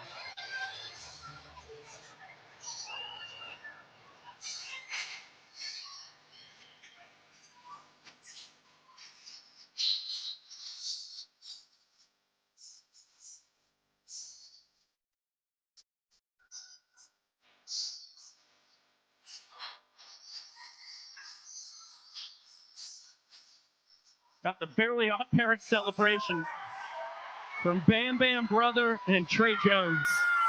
As you get another look, great piece of hitting. Waddy thought he got it all. And just out of the reach of Robert Anthony Cruz. That's 2 unearned runs against Bazela. Remember, the inning should have ended on the pop-up to Bill Leroy. He had the trick play missed against Jordan Hussein, who ended up with the infield single. Got the bat in Watson's hands. And the Tailgaters capitalize on a Bananas defensive miscue who were trying to make the equalizer point that much trickier to get. And now have given the Tailgaters a chance to get a point offensively. As Lopez to center, Meadows with the tip, a couple tips, a bunch of tips, and now behind the back, Robert Anthony Cruz, double trick play. That's strategic stuff from DR Meadows. That is high-level banana ball IQ. Just continuing to stick with that banana ball. Rat comes over to make the catch, and you see the fist pump from Meadows. They are trying to do anything they can to keep the Gators from potentially earning 2 points in the inning. You need everyone to pull out your phones and turn on your flashlights, everyone around the stadium. And we're going to light up the sky here in Knoxville. And I want you all to join in as loud as we can and sing a little yellow. Here we go.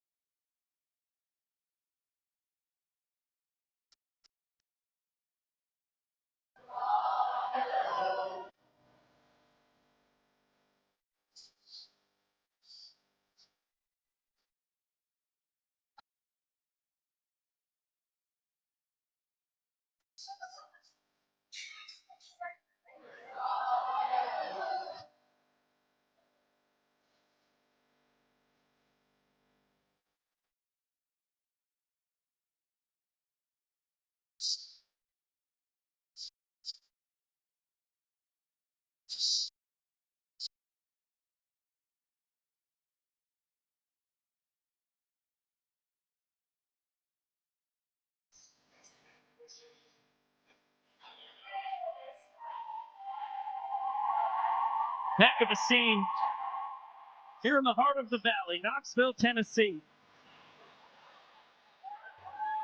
The 91st stadium. Check that, the 91st city to ever get banana ball of the 98th stadium here in Covenant Health Park. Which, if you're doing the math at home, means Tacoma, Washington, Cheney Stadium. Party Animals Clowns will be the 100th in banana ball history tomorrow night. And you know, the fans are kind of getting warmed up already. Rocky Top playing here in Covenant Health Park. And I'll tell you what, the people responded in a loud way. Not only are they singing, they are up and dancing. Oh, man. Love to see it. We have had legendary banana ball games here in Tennessee, that's for sure. 2 games in 2023 in Nashville, 3 more in Nashville in 2024. And then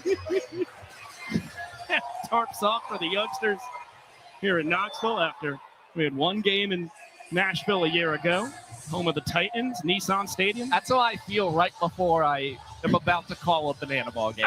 I'm like that kid, man. I can go tarps off, celebrate. Relatable.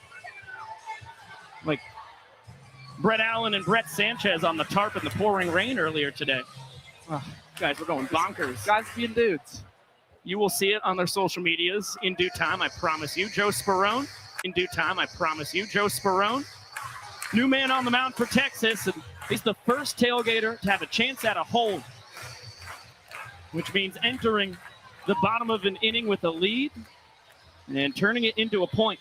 2 runs on the board as it's a 1-2 to Cox, and he's able to foul off the fastball. Yes, Bruns only pitched 1 time here in the month of May. Came against the Indianapolis Clowns, surrendered 2 earned runs in 1 inning of work. He just hasn't had a lot of swing and miss stuff this season as Cox beats this one into the ground.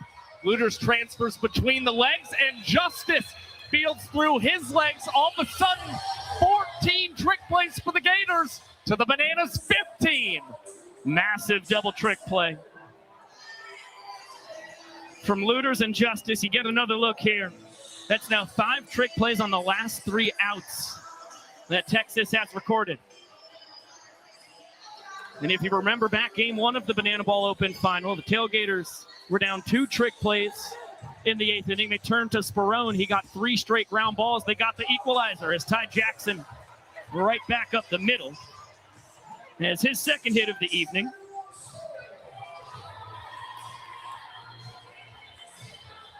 And it means Jackson Olsen represents the inning tying run.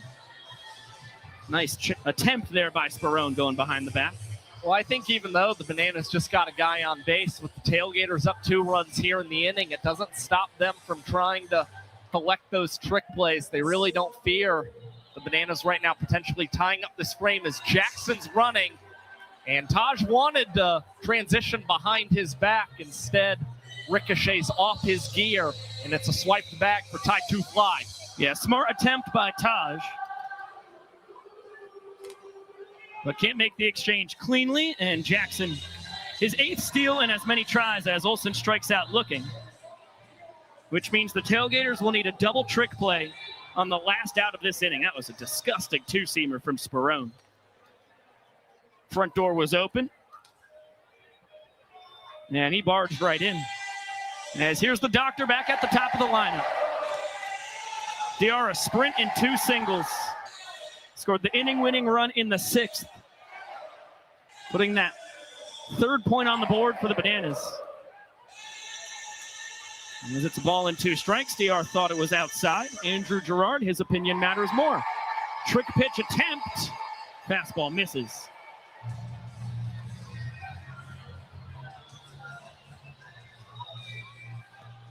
Two. Meadows out to left center. Watson makes the catch on the run.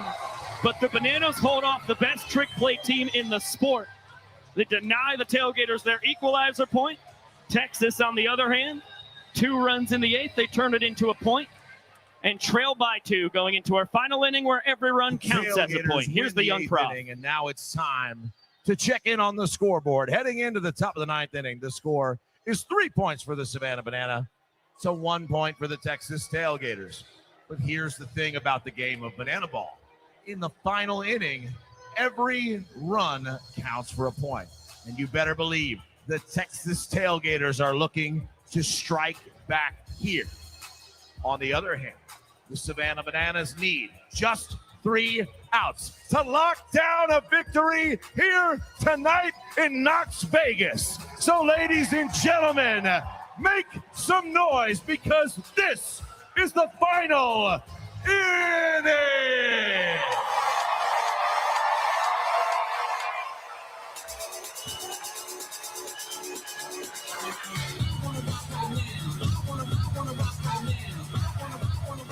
It's been a phenomenal battle through 8 innings of action.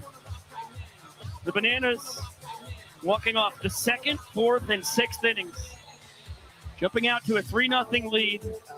Their pitching staff dazzling across the first 7 innings, and then Jacob Azela, the 6th different Banana to pitch, gave up 2 unearned runs in the 8th. After a trick play missed from his catcher. Tailgaters able to capitalize. They trail by 2. They have Kyle Martin, Jordan Barth, and Taylor Justice.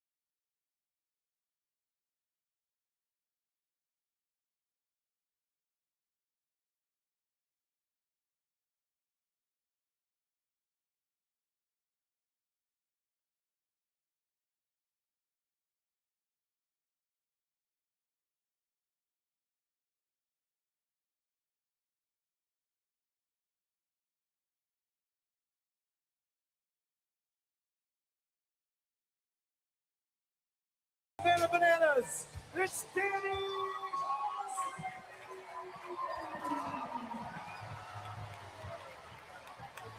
Glenna serenades the greatest closer in the history of the sport, who has been at the peak of his powers here in his 4th World Tour, 5-1, a 0.64 ERA with 19 Ks and 14 innings pitched. He's got 9.5 strikeouts to every ball 4 sprint that he's allowed this season. It's the best ratio on tour, and the next closest is Brett Sanchez. He's got a 5.3 to 1 ratio. So you see just how dominant Danny Hosley's been. The highest strikeout rate on tour at 32.2%, and the lowest ball 4 sprint rate, 3.4%. It is absurd how dominant Danny Hosley has been, and he is 6 for 6 in his save opportunities this season. And just another interesting note, the Texas Tailgaters only scored 8 runs that have become points in the final inning of play this season. That is actually last amongst all teams in the Banana Ball Championship League in 2026. But getting Kyle Martin leading off, that makes you feel pretty good. Yeah, you can't find a beefier part of this Gators lineup.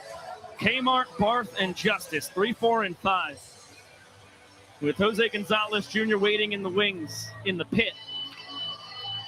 And a quick 0-2 count on Kyle Martin.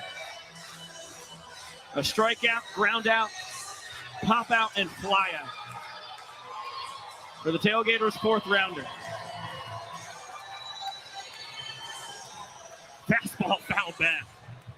Tell you what, we do a Banana Ball player draft redraft. I don't think there's 26 guys who go off the board before Kyle Martin. What a steal. Hosley wins this battle. He rings the bell. And Kmart barking at Andrew Gerard, not happy at all about the called strike 3. Frozen pizza served up courtesy of Danny Hosley and Kyle Martin. Each of his, or actually in 2 of his last 3 at-bats, has struck out looking.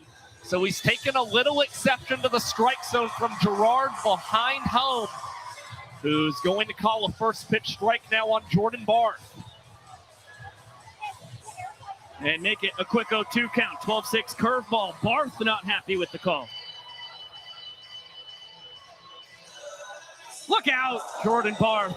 Fastball clipped him and he bat flipped to the moon. Not at all happy about the heater high and tight, understandably so. And I'll tell you what, going back to the Kmart strikeout looking, he's got over a decade in professional baseball, so he knows the strike zone better than me. Not sure what his qualm was there. Obviously, he thought it was high, but looking at the replay, it looked right around the belly button as we get another look at the fastball that, yeah, right off the shoulder. That's scary. And Hosley, low 90s with the heat. Usually sits around 91 to 93. That's not fun. But it does bring the game's tying run to the dish, and Taylor Justice with a 2-0 count. 3 long balls on the year. The last one he hit came against the Bananas in Chapel Hill. And that fastball, well, now I really understand the gripe. That one I had high. Andrew Gerard had a high strike zone all night, though. And a heater right down Broadway to even up the count.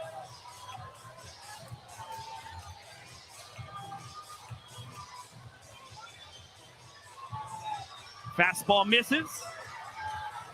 3 balls and 2 strikes. With Jordan Barth leading off first. 1 away. Top of the 9th. Chopper. KJ attacking. Over to first in time. The Tailgaters down to their final out.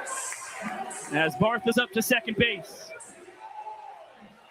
And the game in the hands of Jose Gonzalez Jr. And the Tailgaters have still got to feel good about their chances. With Brother tied for second on the tour with 5 home runs. 2 of those 5 have come against the Savannah Bananas. And this is a guy currently batting .357 in the month of May. A lot of good things going for Brother. Vulcan change up for strike 1.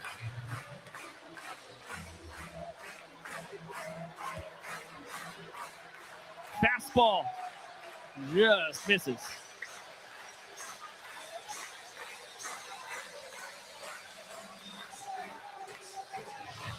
Swing and a miss on the changeup. The Texas Tailgaters down to their final strike. Brother represents the tying run. The 1-2. Lined foul. No catch from the fans. Boy, that was a bullet. Yeah, it's a laser beam. It's kind of reminiscent of what we saw in Kannapolis 2023. Kamani Faggart making that grab to end the game. The fans, though, unable to here in Covenant Health. Another 1-2. Spike, great stop, Bill Leroy. Jose a single back in the 5th. A pop out and fly out. In the 2nd and 7th innings, respectively.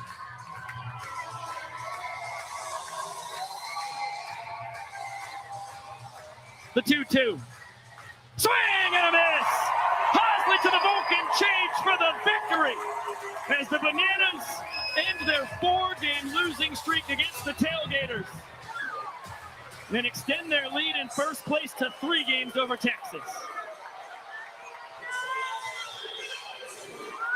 The Bananas not only breathe a sigh of relief, overcoming their recent troubles against the Texas Tailgaters, but they have ensured that regardless of what happens Saturday in Neyland Stadium, they will remain atop the Banana Ball Championship League standings. As they were able to avoid a sweep this weekend. This was a vintage and much needed pitching performance from the Savannah Bananas. Just 2 runs allowed in 9 innings. None of them were earned either. What a game from the boys in yellow, getting to celebrate tonight here in Covenant Health Park. The Bananas dance in front of the full capacity crowd. We've got a lot to chop up on the post-game show. Discussion with our showman of the game. You see who it's gonna be. Super Reese Alexiadis. Sam Bauman will grab him. But for now, we'll let the Nanners boogie.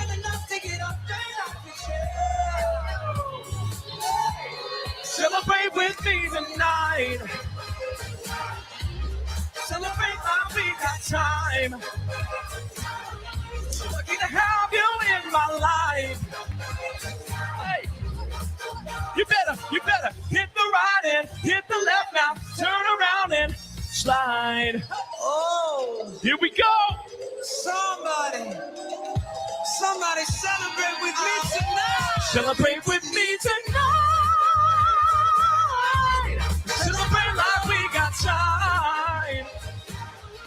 Lucky to have you in my life. You better hit the right and hit the left now. Turn around and one more time. Hit the right and hit the left now. Turn around and slide. Let's hear it one more time for your Savannah Bananas. Now let's send it down to our showman of the night, Reese Alexiadis. Yeah, thank you, Shark. Got our showman of the game, Reese Alexiadis. Let's hear it for Reese, everybody, huh? Reese, going up against one of the hottest teams in the sport right now. Beat you guys the last 4 times you faced off. What did it take tonight? It takes what it takes every week. Put in the work and good things happen. Love this team. Talk about the trick plays. You needed to hold on there. One last trick play, the big brain play from DR out there in the outfield. Hey, shout out DR for being back in center. We talked about that trick a lot, and it was hilarious that he pulled it off. Finally here, Banana Ball backstage, 11-year-old Asher out there in the crowd tonight wants to know, where's your favorite ballpark you've ever played? Ever played? I got to say, Covenant Health Park. Yeah, how about that? One more time for Covenant Health Park and Reese Alexiadis. Knoxville, thank you for making our return to the minor league stadium so special tonight. First, let's get a round of applause for the Texas Tailgaters and the show they put on. And then one more time for your Savannah Bananas. We are not done yet. We are so excited. All the players, all the cast, we're going to be outside for our post-game plaza party. The band is going to be rocking. We can't wait to meet you, and thank you so much for making our dreams come true. We love you, Knoxville. We'll see you outside.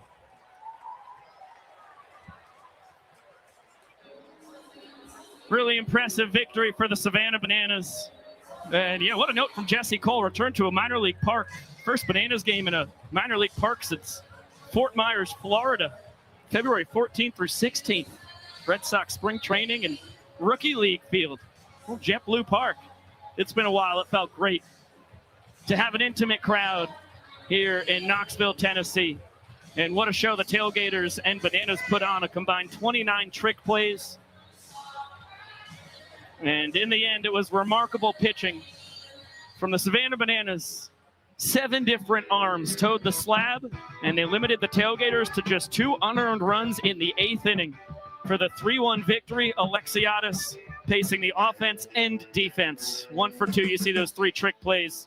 The steal of first that led to the Dan Oberst walk-off double in the 4th, and then saved the 5th inning with that double play gunning down Pippersick at the dish. And an inning winner in the 6th just to top it all off. Look, we talk so much about 5-tool players in sports, and Alexiadis showed off most of those tools here tonight in Covenant Health Park. You saw the glove for him, magnificent in right field, 3 trick plays for the Savannah Bananas. You saw his great speed as he swiped first base, and that led to a walk-off for the Bananas, courtesy of Dan Oberst.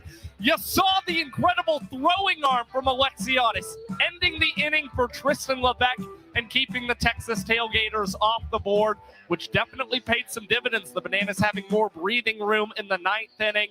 Reese Alexiadis with a walk-off hit as well.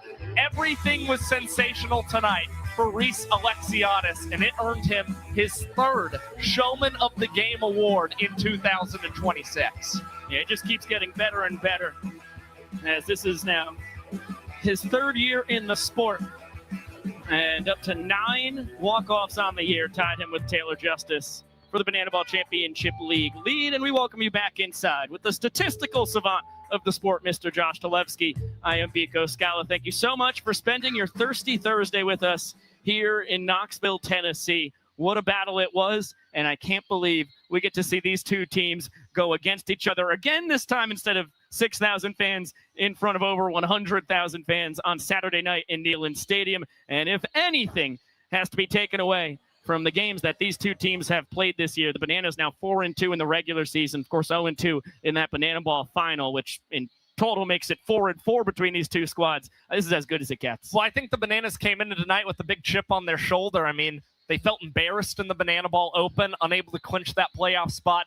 And then they play in front of a very intimate setting at Navasota High School, just 1,000 people. And the Tailgaters, I mean, a dominant 5-0 victory against the Savannah Bananas. And they play in front of the largest crowd in Banana Ball history in Kyle Field in College Station. The Tailgaters beat them there too. So the Bananas, I mean, they feel like they've been embarrassed in certain ways. And tonight, they came out with a vengeance against these guys, and they did just about everything right.